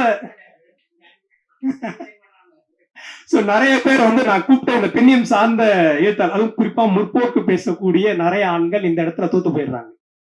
அதை நான் கண்கூடா நிறைய இடங்களை பார்த்திருக்கேன். என்னையும் சேர்த்து நான் சொல்றேன். நான் மட்டும் விதிவிலக்கெல்லாம் கிடையாது. என்னுடைய இணையர் இங்க உட்கார்ந்து இருக்காங்க. கண்டிப்பா அவங்களுக்கு தெரியும். அநியாயத்துக்குனா போய் பேசிட்டு இருக்கான் மேடையில இருந்து அப்படின்னு நினைச்சு திட்டிட்டு இருப்பாங்க. தெரியும். அப்ப நாங்கெல்லாம் எப்படி வந்து எங்களுக்கான வாசிப்பு முறையை நாங்க வந்து கை கொண்டு, ஆனா அவங்களுக்கான இடத்தை சுத்தமா வழங்குறதே இல்லை. அப்போ ஒரு சுய விமர்சன பார்வையோடு ஆண்கள் இதை முக்கியமா பேசணும் அப்படின்ற புள்ளியிலிருந்து தான் பகத்தை வந்து தேர்ந்தெடுத்தோம். பகத்துடைய மொழி வந்து எப்போ எளிமையாக வெகுசனத்துக்கு போய் சேரக்கூடிய நிலையில இருக்கக்கூடிய ஒரு மொழியாக இருக்குன்றதுக்காக தான் பகத்தை எடுத்தோம். இப்போ மிக முக்கியமான கட்டத்துக்கு இந்த அரங்கம் வந்திருக்கு. கலந்துரையாடல் புத்தக காட்டினுடைய அதி முக்கியமான ஒரு இடம் அப்படின்னா கலந்துரையாடல். கலந்துரையாடல் வழியாகத்தான் நாங்க வந்து எல்லா புத்தக காட்டையும் வென்றெடுத்திருக்கோம். இந்த அரங்கமும் அதுக்கு வந்து விதிவிலக்கா இருக்காதுன்னு நினைக்கிறேன். ஸோ உங்களுக்கான நேரம். அங்க எழுத்தாளர் கீதா இளங்கவன் நம்ம இடையே இருக்காங்க. அவங்க கிட்ட கேள்வி வைக்கலாம். இல்ல 2 விமர்சகர்கள் இருக்காங்க. அவங்க கிட்ட கேள்வியா இல்லைனாலும் பரவாயில்ல, உங்களுடைய கருத்துக்களை, உங்களுடைய வாழ்வியல் அனுபவங்களை நீங்க இதுல இருந்து எப்படி இந்த 2 நூல்கள்ல இருந்து பாக்குறீங்கன்றத நம்ம இதை வந்து முன்னெடுக்கலாம். இப்ப நீங்க உங்களுடைய கலந்துரையாடலை தொடங்கும். வணக்கம், என்னோட பேர் டாக்டர் ஜான்சி ராணி. ஆல்ரெடி இந்த புக்கை ஏற்கனவே நான் படிச்சிருக்கேன். நான் ஸ்கூல் காலேஜஸ்ல மோட்டிவேஷனல் ஸ்பீச் போவேன். இவங்க புக்கை தான் நான் எல்லாத்துக்கும் நானே வாங்கி கிஃப்டா கொடுக்குறேன். அது என்னன்னா, அந்த புக்கு வந்து கீதா இளங்கோவன் எழுதிய புக்கு இல்லை, இது ஜான்சி எழுதின புக்கு. ஏன்னா இது அப்படிதான் இருக்கும். எல்லார் வீட்லயுமே நடந்தது, எல்லா அம்மாக்களும் சொன்னது, எல்லா அண்ணன் தம்பியும் சொன்னது. நீங்க சொன்ன மாதிரி எல்லா அம்மாவையும் தியாகி ஆக்கிறோம். ஐயோ இவ்வளவு கஷ்டப்பட்டிருக்காங்களே, அவங்களுக்கு கொஞ்சம் அவங்க சமையலுக்குள்ள போய் நம்ம செய்வோம், அவங்களுக்கு ஹெல்ப் பண்ணுவோம்லாம் யாரும் நினைக்கிறது இல்லை. அதனால இது ஒவ்வொருத்தருக்குமே நாம எழுதின புக்கு, நம்ம வீட்டுல நடந்த இன்சிடென்ட்டை தான் அவங்க, அது புத்தகம் மாதிரியே இருக்காது. நான் பேசியிருக்கேனே, நான் செஞ்சிருக்கேனே அப்படின்ற மாதிரி தான் இருக்கும் அந்த புக்கு. பெண்கள் படிக்க வேண்டிய புஸ்தகமா நான் பார்க்குறேன். ஏன்னா எந்த இடத்துக்கு போனாலும் கல்வி முக்கியம், பொருளாதாரம் முக்கியம். நான் நினைச்ச இடத்துக்கு போகணும், நினைச்ச ட்ரெஸ் வாங்கணும், நினைச்சவங்கள எனக்கு பிடிச்சவங்கள கல்யாணம் பண்ணணும், பிடிக்கலைன்னா நான் விலகி வந்து வாழணும் அப்படின்னா பொருளாதாரம் ரொம்ப ரொம்ப முக்கியம். அதுதான் எல்லா இடத்துலையும் சொல்லியிருக்கு அப்படின்னு நான் நினைக்கிறேன். அதனால இந்த புக்கு எல்லாரும் படிக்கணும், பெண்கள் படிக்கணும், மாணவிகள் படிக்கணும், கட்டாயம் ஸ்டூடெண்ட்ஸ். இந்த காதல் அந்த மாதிரி எல்லாம் போய் விழுந்தாலும் பரவாயில்லை, எந்திரிக்கலாம், எத்தனை தடவை காதலிக்கிறாங்க. ஞாபகம் வந்துச்சு.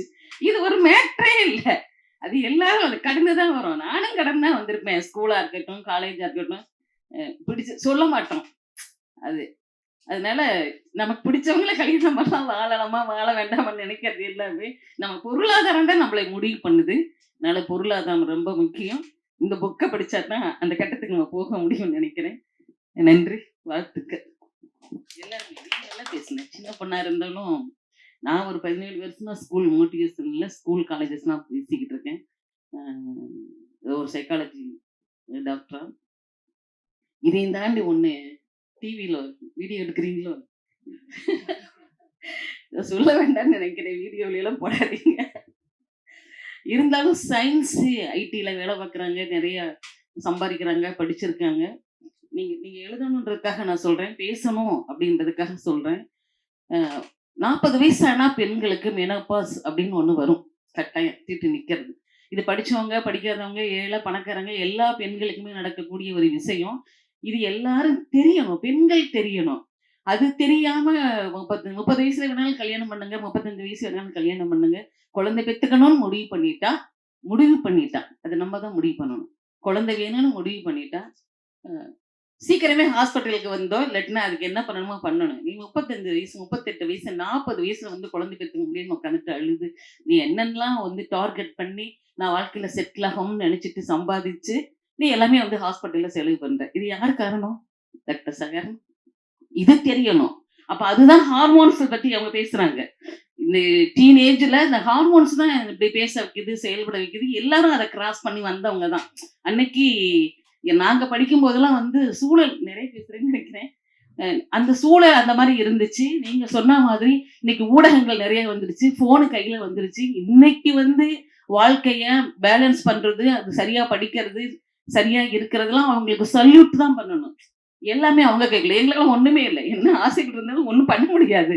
அந்த மாதிரி ஒரு கட்டுக்கோப்புக்குள்ள ஒரு கட்டத்துக்குள்ள இருந்தது.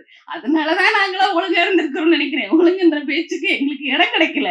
அந்த இடத்துல எங்களுக்கு எல்லா சான்ஸும் இருந்தும் படிக்கிறாங்க, வேலைக்கு போறாங்க, தன்னோட வாழ்க்கையை போல்டு பண்ணிக்கிறாங்கன்னா இப்ப இருக்க ஜென்ரேஷனுக்கு நம்ம சல்யூட் தான் பண்ணணும். நன்றி. அதுதான் இன்னைக்கு பார்த்த 2 புக்குமே படிக்கணுன்ற ஆர்வம் ஏற்பட்டிருக்கு. அதனால ரெண்டு பேருக்குமே ஒரு பெரிய கைத்தட்டல் கொடுத்துடலாம். ஏன்னா ஒரு புக்கை பத்தி பேசுறோம்னா அது எந்த அளவுக்கு அதை முழுசா சொல்லிடக்கூடாது. அதோட முக்கியத்துவத்தை கரெக்டா சொல்லி ஒரு 4 பேர் இன்னைக்கு போய் கண்டிப்பா அந்த புக்கை படிப்பீங்கன்னா அதை அவங்க 2 பேர் நல்லாவே பண்ணாங்க. ஏன்னா நானும் இந்த மாதிரி காலேஜ்ல ஒரு புக் பத்தி ரிவ்யூ பண்ணியிருக்கேன். அது என்னன்னா பெண்கள் ஆடைகளின் வரலாறு அப்படின்னு சொல்லிட்டு ஒரு புக்கு. அதுல அதான் ஃபெமினிஸ்டிக்கா அது என்னன்னு சொல்லணும்னு தெரியல. ஃபர்ஸ்ட் நான் படிச்ச புக்கே வந்து அந்த பெண்களோட ஆடை பத்தின வரலாறு பத்தி தான். அது படிக்க ஆரம்பிச்ச ஆர்வம் வந்ததுனால என்னன்னு தெரியல. எல்லா புக்குமே வந்து அது ரிலேட்டடாவே நம்ம படிக்கணும், நம்மள அது ரிலேட்டடாவே எடுத்துட்டு போதும். சார் சொல்வாரு, நீங்க ஒரு புக்கை படிக்க ஆரம்பிச்சீங்கன்னா உங்களுக்கே தெரியும் எந்த மாதிரி உங்க லேர்னிங் மாறுது அப்படின்னு சொல்லிட்டு. அது வந்து ஒரு புக்கை நான் செலக்ட் பண்றேன்னா அது அந்த பார்வையிலேயே இருக்கும். நான் படிக்கிற ஒவ்வொரு புக்குன்னு தான் சொல்ற அளவுக்கு இன்னும் படிச்சிடல. ஒரு இப்போன்னு பார்த்தா 5-6 அந்த மாதிரிதான். இப்பதான் தமிழ் மன்றத்துல இருந்தா ஸ்டார்ட் பண்ணதே புக் படிக்க. அப்படின்னு பார்த்தா ஆனா பிரபஞ்சன் அவர்களோட கதைகள், இந்த மாதிரி பெண்ணியம் பேசக்கூடிய இது நம்ம இப்ப எங்க வீட்டுல நான் பெண்ணியம் பேசுறேன் அப்படின்னு சொன்னாலும் எப்படி ஏற்றுப்பாங்கன்னு தெரியல. அதை ஏன்னா அந்த அளவுக்கு ஒரு வித்தியாசமான ஒரு இதுவா கொண்டு வந்துட்டாங்க. இப்போ அம்மா கூட வந்திருக்கிறதுனால எப்படின்னா ஓகே ஒரு ஓப்பன் அப் கிடைக்கும் எல்லாத்துக்கும். சரி வேற ஃப்ரெண்ட்ஸை கூப்பிட்டு வரலான்னு தான் பார்த்தேன். என் ஃப்ரெண்ட்ஸு ஒரு பையன் வரதான் அவனும் வரல. ஒரு பொண்ணை கூப்பிட்டேன், அவளும் வரல. 2 பேரும் கடைசியில சொதப்பினதுனால தனியா போறதுக்கும் ஓகே சொல்லிட்டாங்க. அப்பாவும் போயிட்டு வான்னு சொல்லிட்டாங்க. ஏன்னா வீடு ராமபுரம் காலேஜ் கிட்ட. பைக்லாம் நல்லா ஓட்டுவேன், தனியா போறது ஓகே தான். இருந்தாலும் அம்மாவுக்கு ஒரே சரி அவங்களுக்கும் நான் வெளில வரணும், அப்ப என் கூட வா. ஆனா அவங்களுக்கு என்னன்னா அவங்க கேட்கறதும் கரெக்ட் தான். நீ இந்த மாதிரி ஃப்ரெண்ட்ஸ் வரலன்றதுக்காக நீ என்ன கூப்பிடுற, அதுவும் கரெக்ட் தான். அது இல்லைன்னு சொல்ல முடியாது. இல்ல நான் தனியா போனாலும் போயிட்டு வரேன், பிரச்சனை இல்லை. சரி வந்ததுக்கான ஒரு எப்படி சொல்றது நல்லது அப்படின்னே சொல்லலாம். ஏன்னா நிறைய விஷயம் நான் என்ன சொல்லியிருக்கேன்னா தமிழ் மன்றத்திலேயே நீங்க எல்லாரும் போயிட்டீங்கன்னா, அதாவது ஓப்பனாவே இந்த 40 வயசு கேளவங்க நீங்க எல்லாரும் இந்த இல்ல அப்படி சொல்லல சாரி. ஏன்னா அதுல சிந்தனை ஒரு 50% சிந்தனையோட இருக்காங்க. நல்ல சிந்தனைகளோட பாதி இன்னும் 50%. எங்க அப்பா அவ்வளவு இது சொல்ல முடியாது, அவருமே 45 தான். அவரை அவ்வளவு மோசம்னு சொல்ல முடியாது, ஏன்னா இந்த அளவுக்கு விட்டுருக்காரு. ஆனா அவருக்குமே ஒரு மைண்ட் செட் இருக்கும்ல. அந்த மாதிரி பீப்புள்ஸ் நான் சொல்றேன். அவங்க நான் தமிழ் மன்றத்துல எப்படி சொன்னேன்னா, நீங்க எல்லாம் உங்க ஜென்ரேஷன்லாம் போயிட்டு எங்க ஜென்ரேஷன் வரும்போது கண்டிப்பா இது ஒரு 100% நார்மலைஸ் ஆயிடும் எல்லாமே அப்படின்றது. இந்த புத்தக கார்டு மூலியமாவோ புக் படிக்கிறது மூலியமாவோ சரி, எதுனால நீங்க உங்களுக்கு புக் படிக்க பிடிக்கலையா, அட்லீஸ்ட் ஒருத்தவங்க பேசுறதை கேட்டோ. ஏன்னா எனக்கும் இப்போ நம்ம ஒரு விஷயம் திணிக்கிறோம்னா அது நல்லதா இருந்தா நம்ம எடுத்துக்கலாம், பிரச்சனை இல்லை. அந்த மாதிரி புக் படிக்கிறது உங்களுக்கு அதுல ஆர்வம் வரலனாலுமே இப்போ நிறைய ரீடிங் அந்த யூடியூப்ல புக் ரீட் பண்ணி உங்களுக்கு சொல்றாங்க. இந்த மாதிரி கதையா பாருங்க, இல்ல ஷார்ட் பிலிம்ஸ் எடுத்து நாங்க இது பண்றோம். ஏன்னா ஆக்சுவலா ஒரு விஸ்காம் ஸ்டூடெண்ட், ஷார்ட் பிலிம் எடுத்து கன்வே பண்ண பாக்குறோம். ஸோ அந்த மாதிரி அட்லீஸ்ட் அப்படியாச்சும் உங்க லேர்னிங் நீங்க வளர்த்துக்கிட்டீங்கன்னா இங்க எல்லாருமே நல்லா. எனக்கு எப்படின்னா இங்க பார்த்தா நம்மளை விட நல்லா படிக்கிற எல்லாரும் தான் இங்க உட்காந்துருக்காங்க அப்படின்றது இல்ல அப்படிதான் இல்ல. இன்னும் நீங்க எல்லாருமே சொல்றீங்க எல்லாருமே லேர்னிங்ல இருக்கீங்க, அப்படி ஓகே. பட் ஒரு தெளிவான சிந்தனை எல்லாருக்குமே இருக்கு. இப்ப நான் பேசுறதுக்கும் ஒரு நல்ல தெளிவான சிந்தனையோட இப்ப தமிழ் சார் பேசுறதுக்கும் டிஃபரன்ஸ் இருக்கு இல்லையா? ஸோ அவர் அந்த ஒரு இதுல சொல்றேன். நான் இதெல்லாம் கத்துக்கிட்டு அதான் லேர்னிங்ல தான் இருக்கும். ஸோ அந்த ப்ராசஸ் இவ்வளவு ஜாலியா எப்படியோ இது மந்த்லி நடக்க போகுது. ஸோ எல்லாருமே ஃப்ரெண்ட்ஸ் தான், தோழர். அது தமிழ்ல இங்கிலீஷ்ல முக்கியம் இல்லை, நமக்கு மீனிங் முக்கியம், அது எப்படி எடுத்துக்கிறோன்றது. ஸோ ஃப்ரெண்ட்ஸா இருக்கிறதுல பிரச்சனை இல்லை, அவ்வளோதான். ஆனால் என்னோட மாற்றம் எப்படி தெரியுதுன்னா, ஸ்கூல் படிக்கிறப்ப இருந்ததுக்கும் காலேஜ்லயும் ரொம்ப டிஃப்ரென்ஸ் இருக்கு. ஸோ அதை வந்து நான் எப்படி ஒரு ஹாப்பியாகவும் தேவையான டிஃப்ரென்ஸாகவும் பார்க்குறேன்.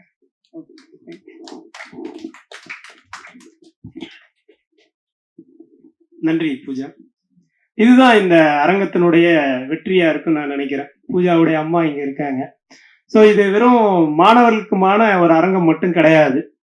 அப்ப இந்த பொதுவெளியில இந்த மாதிரியான நூல்களை கொண்டு போய் சேர்க்கும் போது எங்களுக்கான இன்னும் அதிகமான வாசக பரப்பை வந்து சென்றடையும்ன்றதுதான் எங்களுடைய நோக்கம். இப்ப வேற யாராவது கேள்விகளோ இல்ல கருத்துகளோ இருந்தா பகிரலாம். தோழர் அனைவர்களுக்கும் வணக்கம். என்னோட பேர் வந்து ரஞ்சித். நான் வந்து 2019 என்னோட காலேஜ் முடித்தேன். அதாவது முதுகலை சமூக பணி. அப்போ வந்து நிறைய அரசியல் கருத்து, ஃபெமினிசம் நிறைய பேசுவோம். ஆனால் அதுக்கப்புறம் ஒரு சில காரணத்தினால கார்பரேட் வாழ்க்கை உள்ள போயிட்டேன். ஸோ ஒரு 4-5 வருஷமா என்ன பண்ண முடியல அப்படின்னா, என்னோட கருத்தை என்னோட ஆஃபீஸில் என்னால் பேச முடியல. ஸோ அப்போ எனக்கு இல்லை என்ன ஒரு தாட் வந்துச்சு அப்படின்னா, ரஞ்சித் நீ வந்து முன்ன மாதிரி இல்லை, இப்போ ஏதோ உனக்குள்ள ஏதோ பிரச்சனை வந்துருச்சு அப்படின்ற ஒரு தாட் எனக்கு வந்து வர ஆரம்பிச்சது. ஸோ அப்போ அதுக்கப்புறம் தான் இப்போ லாஸ்டா நான் வந்து நீங்க இதுல எக்மோர்ல கேள்விப்பட்டிருப்பீங்க, LGBTQ ப்ரைட்ல நடந்தது. ஸோ அதில் மீண்டும் நாம் வந்து பழைய மாதிரி இருக்கணும். ஸோ நம்மளோட விஷயங்களை நாம் இன்னும் கற்றுக்கணும், நிறைய விஷயங்களை நம்ம லேர்ன் பண்ணுறதுக்கு மறுபடியும் சொசைட்டிக்குள்ளே வெளியே வரணும் அப்படின்ற ஒரு காரணத்துக்காக மீண்டும் வர ஆரம்பித்தார். என்னோட மச்சான் வந்து என்னோட அத்தை பையன், அவரோட தொடர்புனால எனக்கு இந்த ஒரு இடத்துல இந்த மாதிரி விஷயம் நடக்குது அப்படின்ற விஷயம் எனக்கு வந்து தெரியப்பட்டது. சரி வந்து பார்க்கலாம் போது கண்டிப்பாக நான் நிறைய விஷயங்கள் இங்கே வந்து லேர்ன் பண்ணிக்கிட்டேன். ஸோ நான் இனியும் வந்து புக் படிக்க ஸ்டார்ட் பண்ணணும். ஆக்சுவலாக நான் வந்து புக் படிக்க ஸ்டார்ட் பண்ணதில்லை. ஸோ இந்த ஒரு விஷயத்தினால, இந்த ஒரு நிகழ்வுனால இன்னும் நான் புக்குகள் வந்து நிறைய படிக்க ஆரம்பிக்கணும்ன்றது ஒரு உந்துகோலா இந்த நிகழ்ச்சி எனக்கு கண்டிப்பாக கொடுத்துருக்கு. இருக்க தோழர்கள் எல்லாருமே நல்லா பேசுனீங்க. ஸோ உங்களோட உரைகள் எல்லாமே தெளிவாக சொன்னீங்க எல்லாமே. ஆக்சுவலாக நான் கணேஷ் ஐயா வந்து நீங்கள் சேக்ரெட் காலேஜ் அந்த மாதிரி தான்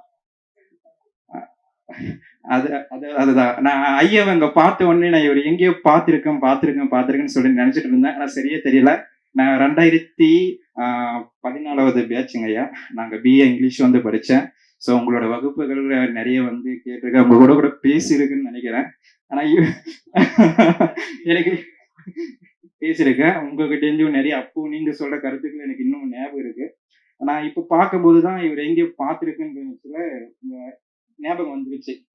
ஸோ இந்த வாய்ப்பு கொடுத்தது என்னைக்கும் நன்றி.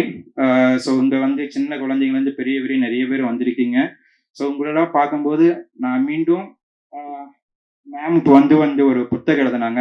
நான் இன்னும் 1-2 காரணத்துல நானும் ஒரு புத்தகம் எழுத ஒரு நம்பிக்கை வந்திருக்கு. நன்றி, வணக்கம். வணக்கம்.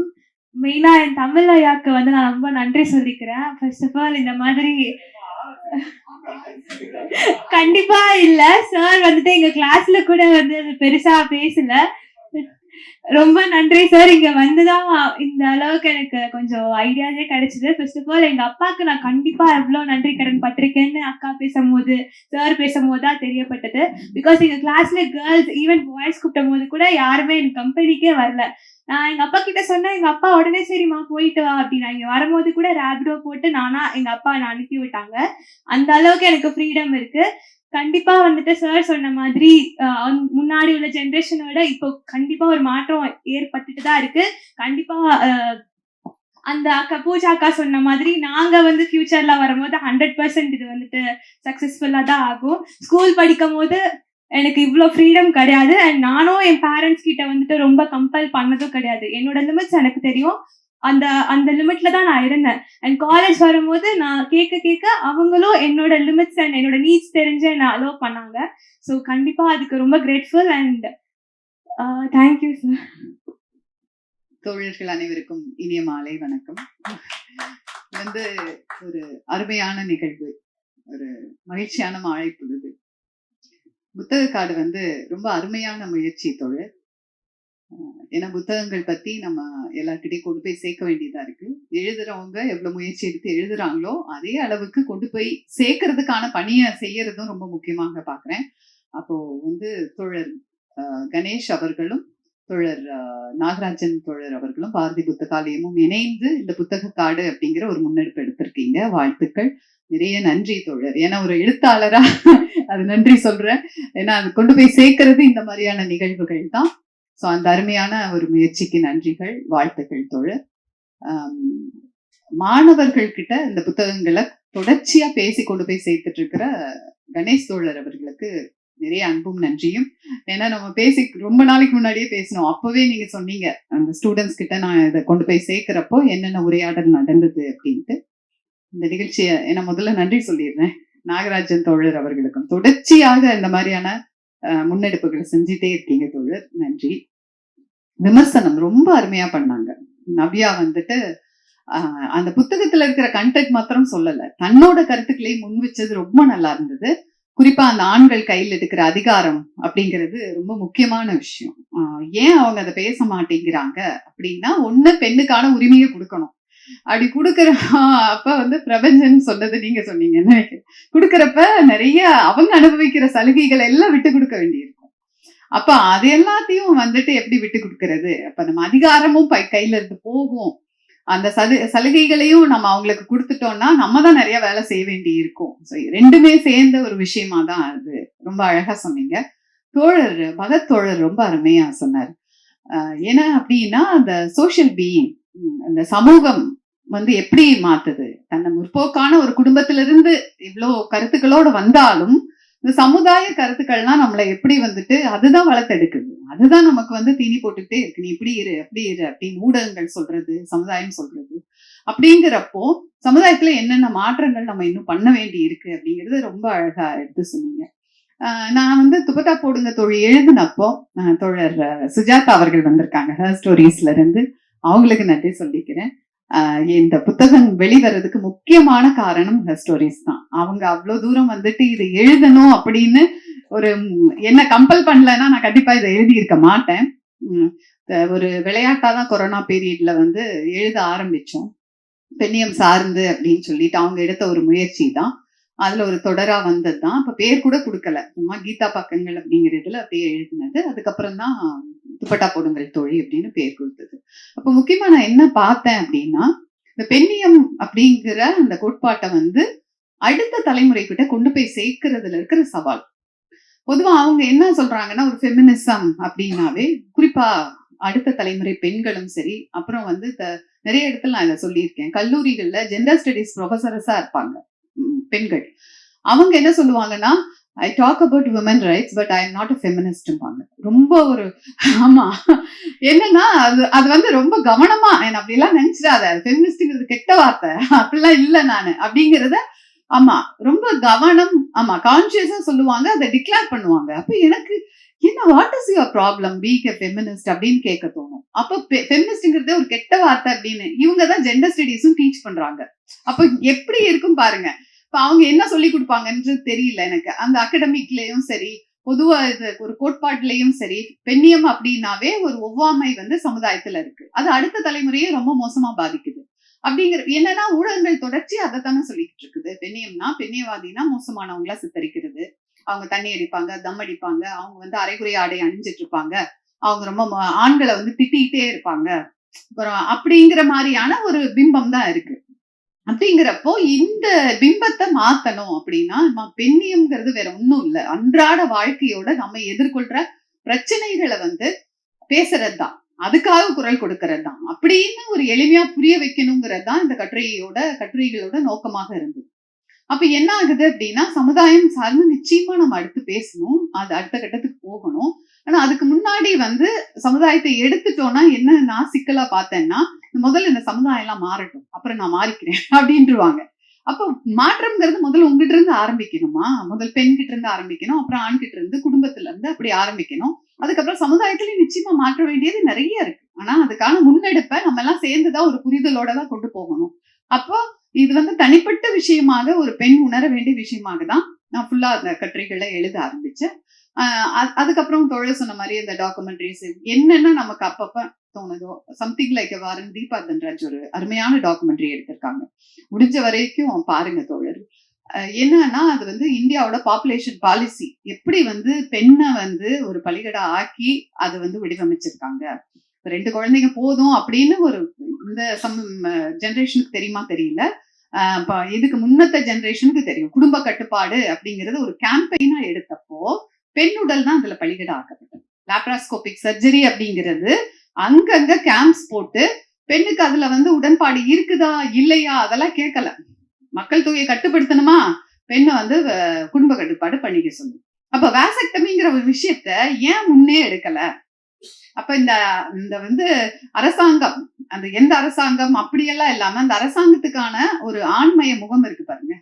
பெண்ணுடல்ல தான் வந்துட்டு அதுல வந்து பலிகடா ஆக்குது. அப்ப ஆண்களுக்கான கட்டுப்பாடு, குடும்ப கட்டுப்பாடு அப்படிங்கிறத வேசக்டமியா ஏன் பேசவே இல்லை? ஏன் அதுல ஒரு கள்ள மௌனம் இருக்கு? அப்படிங்கிற நிறைய கேள்விகளை வந்து தாவணப்படம் எழுப்புது. அந்த பாப்புலேஷன் பாலிசியை கேள்விக்குள்ளாக்குது. எப்படி அது வடிவமைக்கப்பட்டிருக்கு அப்படின்னு. அதுக்கப்புறம் நிறைய மாற்றங்கள் வந்திருக்கு. ஆனாலும் இன்னைக்கு வரைக்கும் வாசக்டமிங்கிற விஷயம் வந்து இன்னும் வந்து முன்னெடுக்கப்படுவதில்லை. நிறைய பேருக்கு வாசக்டமினா என்னன்னே தெரியல. அப்போ அந்த விஷயங்களையும் நம்ம வந்து தொடர்ச்சியா பேச வேண்டியதா இருக்கு. எதுக்காக சொல்றேன்னா, இப்ப குடும்பத்திற்கும் சமூகத்துக்குமான உறவு, அப்போ ஒரு நாட்டோட விஷயத்திலேயே கண்ட்ரோல் பண்றதுலயே பெண்ணோட உடலை தான் அவளோட அனுமதி இல்லாமையே அரசாங்கமே வந்து சுரண்டிக்கிட்டு இருக்கு.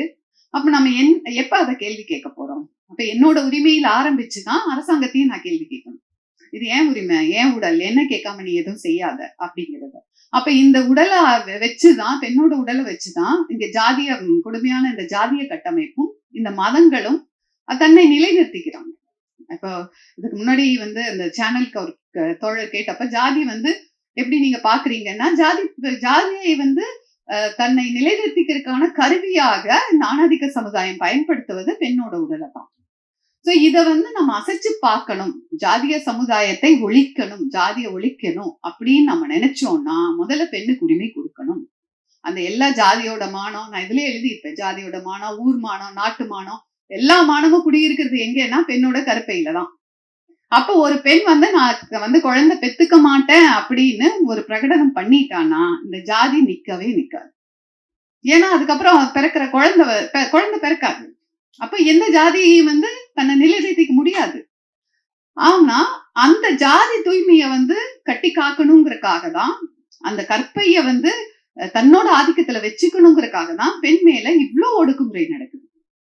நீ வெளியே போக கூடாது, நீ இன்னார் கூட பேசக்கூடாது, இந்த ட்ரெஸ் தான் போடணும், இப்படிதான் முடி வெட்டிக்கணும், இப்படிதான் இருக்கணும். அதுக்கு அடிப்படையான ஒரு நோக்கம் வந்து இந்த ஜாதிய கட்டமைப்பையும் இந்த மதத்தையும் எல்லாம் வந்து நிலை நிறுத்தணும் அப்படிங்கறதுதான் ஆணதிக ஒரு சமுதாயத்தோட முக்கியமான நோக்கமாக இருக்கு. அப்ப முற்போக்கு பேசுற நாம எல்லாருமே அந்த ஜாதி அமைப்பை ஒழிக்கணும், சனாதனத்தை ஒழிக்கணும் நாம நினைக்கிற எல்லாருமே முதல்ல முன்னெடுக்க வேண்டியது பெண்ணோட உரிமைகளை தான். பெண்ணோட உரிமைகளை பேசுறதுலதான் உடல் மீதான அவள் உரிமை, இணையரை தேர்ந்தெடுக்கும் உரிமை, வேலை பார்ப்பதில் அவளுக்குள்ள உரிமை, இது எல்லாத்தையும் பேசணும். ஆனா இப்ப என்ன ஆகுது அப்படின்னா, இதெல்லாம் நம்ம பேசுறப்போ அடுத்த தலைமுறை குழந்தைகள் கிட்ட எனக்கு வேலை பார்க்கலாம் பிடிக்காது, நான் கல்யாணம் ஆயிட்டு ஹவுஸ் ஒய்ஃபா இருக்கிறேன் அப்படின்னு சொல்ற ஒரு ஃபேஷனாவே அது மாறுது. அது நிறைய அது விவாதத்துக்கு. அப்ப இந்த படிப்புக்கும் அந்த கல்வி கற்பதற்கும் ஒரு வேலை பார்ப்பதற்கும் பெண்கள் இந்த உரிமையை பெறதுக்கு எவ்வளவு போராட்டம் நடத்தினாங்க, எவ்வளவு வந்துட்டு எவ்வளவு கஷ்டப்பட்டு நம்ம இந்த உரிமையை வாங்கி இருக்கோம் அப்படிங்கிறதையும் இந்த குழந்தைங்களுக்கு புரிய வைக்கணும், அடுத்த தலைமுறை குழந்தைங்களுக்கு. சோ அது வந்து முதல்ல நீ கஷ்டப்படுற அப்படிங்கறத புரிய வச்சுட்டு தான் அடுத்த லெவலுக்கு நம்ம போக வேண்டியதா இருக்கு. உனக்கு பிரச்சனை இருக்கு, நீ நினைச்சிட்டு இருக்க இதெல்லாம் கம்ஃபர்ட் ஜோன், இதெல்லாம் எனக்கு கிடைச்சிருக்குன்னு, அதனால இதெல்லாம் உனக்கு வந்து சுரண்டுறதற்கான ஒரு ஆயுதமாக தான் இந்த சமுதாயம் பயன்படுத்துது அப்படின்னு சொல்றதுதான் இந்த கட்டுரைகளோட நோக்கமா இருக்கு. துப்பட்டா போடுங்க தொழில் அப்படிதான் ஆரம்பிச்சது. அடுத்து பெட்ரமார்க்ஸ் லைட்டே வேணும் அப்படிங்கிற அந்த புத்தகமும் அப்படிதான். அது வந்து கற்பிதங்கள் களையப்படும் சொல்லிட்டு அவள் விகிடங்கள வந்த கட்டுரைகளும் அப்புறம் ஹர் ஸ்டோரிஸ் இணையதளத்தில் எழுதின கட்டுரைகளும் சேர்ந்ததுதான். அப்ப இந்த 2 கட்டுரைகளோட ஜிஸ்டுமே நம்ம எல்லாம் பெண் உரிமை கிடைச்சிருச்சுன்னு சொல்றோம், ஆனா இன்னும் அந்த உரிமைகள்லாம் இல்லை. உட்காரும் உரிமை இருக்கா முதல்ல நம்ம வீட்டுல? இது எழுதுறப்ப கூட எனக்கு தோணுச்சு, ரொம்ப நம்ம வந்து மிகைப்படுத்துறோமோ, அப்படியெல்லாம் இல்லையோ அப்படின்னு. ஆனா அதுக்கப்புறம் நிறைய பேர் எனக்கு போன் பண்ணி பேசினப்பதான் தெரிஞ்சது, ஒரு பெரியவங்க வீட்டுல இருந்தா என்னால உட்கார முடியாது அப்படின்னு பெண்கள் சொல்றாங்க. அப்ப எங்க உட்காருவீங்க அப்படின்னா, ரொம்ப முடியலன்னா கிச்சனுக்குள்ள போய் உட்காந்துக்குவேன் அப்படின்னு சொல்லி சொல்றாங்க.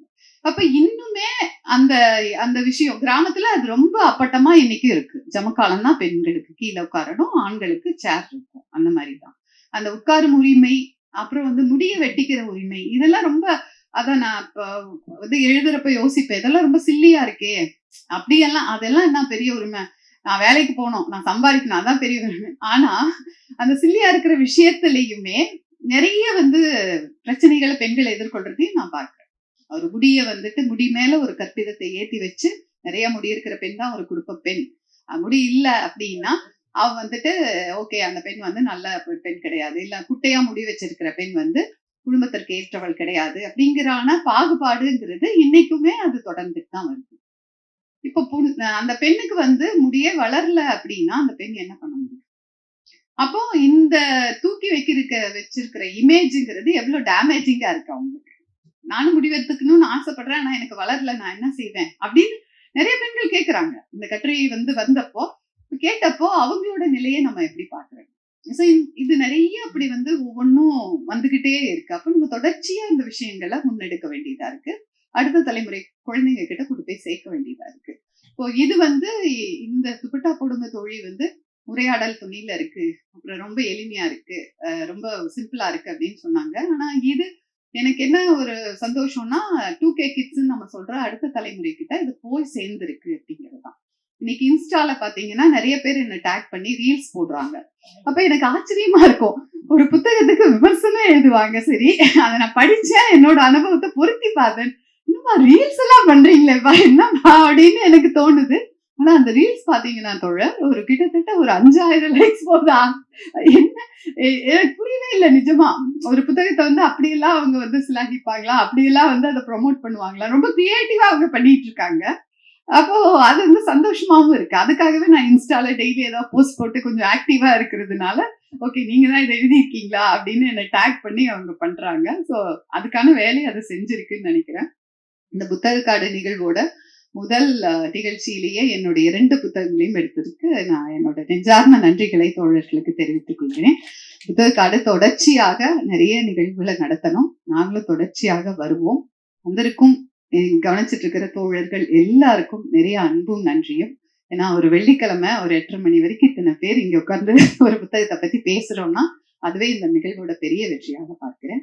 மிக்க நன்றி தோழர்கள். மகிழ்ச்சி தோழர், இங்க வந்து இருந்து இவ்வளவு நேரம் பொறுமையாக இந்த அரங்கம் உண்மையிலே வந்து நிறைந்த அரங்கமாக காட்சியளிக்கிறது. நிறைய இடங்கள்ல இருந்து பல்வேறு பணிகளுக்கு இடையில் கல்லூரியை முடித்துவிட்டு வேலைகளை முடித்துவிட்டு வந்திருக்கக்கூடிய உங்களுடைய நேரம் மிகச்சரியா செலவிட்டு இருக்கீங்கன்ற அந்த உத்தரவாதத்தை புத்தக காடு தொடர்ந்து வழங்கும். தொடர்ந்து ஒவ்வொரு மாதமும் முதல் வெள்ளிக்கிழமை என்று இங்க நீங்க வந்து புத்தக காடு நிகழும். நாங்க ஒரு குழு வந்து இப்போ வந்து ஏற்பாடு செய்ய போறோம் இந்த புத்தக காடுக்கான குழுல. அதுல உங்களுடைய முகவரியும் தொலைபேசி எண்ணையும் அதுல கொடுத்துட்டீங்க அப்படின்னா உங்களுக்கு தொடர்ந்து அது சார்ந்த நிகழ்வுகள் சார்ந்த எல்லா விஷயம் வரும். அதே மாதிரி எந்த புத்தகத்தை நாங்க வந்து தேர்ந்தெடுக்கணும்ன்ற ஒரு விஷயத்தையும் நீங்க வந்து பரிந்துரைக்கலாம். இல்ல நீங்க யாராவது புத்தக விமர்சனம் பண்ண போறேன் நான் பண்ற தோழர் இன்னைக்கு அப்படின்னா தாராளமா நீங்க வந்து அந்த புத்தகத்தை வந்து எங்களுக்கு பரிந்துரைச்சு பண்ணலாம். தொடர்ந்து இந்த புத்தக காடு வெறுமனே விமர்சனமாக மட்டும் இல்லாமல் அதனுடைய எழுத்தாளர்களையும் இணைத்துதான் நாம வந்து பயணப்பட போறோம்ன்றத இந்த தருணத்துல நான் வந்து பதிவு செய்யறேன். முறையாக நன்றியுரை வழங்க தோழர் நாகராஜன் அவர்களை வணங்குறேன். ரொம்ப முக்கியமான விஷயம், பாரதியோடைய நான் முதல்ல ரொம்ப மேலோட்டமா சொல்லிட்டு போயிட்டேன். நாகராஜன் தோழர்கிட்ட உண்மையிலே அந்த தோழர்ன்ற வார்த்தைக்கான யதார்த்தமான அர்த்தத்தை நான் வந்து உணர்றேன். நீங்க எப்பவுமே அவர்கிட்ட போன் பண்ணலாம், நைட்டு 11 மணிக்கு கூட போன் பண்ணலாம். நாங்க வந்து இங்க பக்கத்துல ஒரு ஹோட்டல் இருக்கு, அங்க போய் சாப்பிட்டுட்டு நைட்டு 1 மணிக்கெல்லாம் மலர் வேலை செய்யும் போது நைட்டு 1 மணிக்கெல்லாம் கூட்டு போய் வாங்க டீ சாப்பிடலாம் அப்படின்ட்டு போறக்கூடிய அந்த உணர்வோடு எந்தவித எதிர்பார்ப்பும் இல்லாமல் எங்களுக்கு கேட்ட போதெல்லாம் எல்லாத்தையும் ஏற்பாடு செய்யக்கூடிய நாகராஜன் தோழர் அவர்களுக்கும் பாரதி புத்தகாலயத்தினுடைய அத்தனை தோழர்களுக்கும் விமர்சனம் செய்த அத்தனை தோழர்களுக்கும் இன்னும் வரக்கூடிய நாட்களில் இங்கு பங்கேற்கக்கூடிய அத்தனை நட்பு வட்டத்துக்கும் ஒருங்கிணைப்பாளர் என்ற முறையில் இந்த நிகழ்ச்சிக்கு மனமார்ந்த நன்றியை தெரிவித்துக் கொள்கிறேன். நாகராஜன் தோழர் பிணமிடை.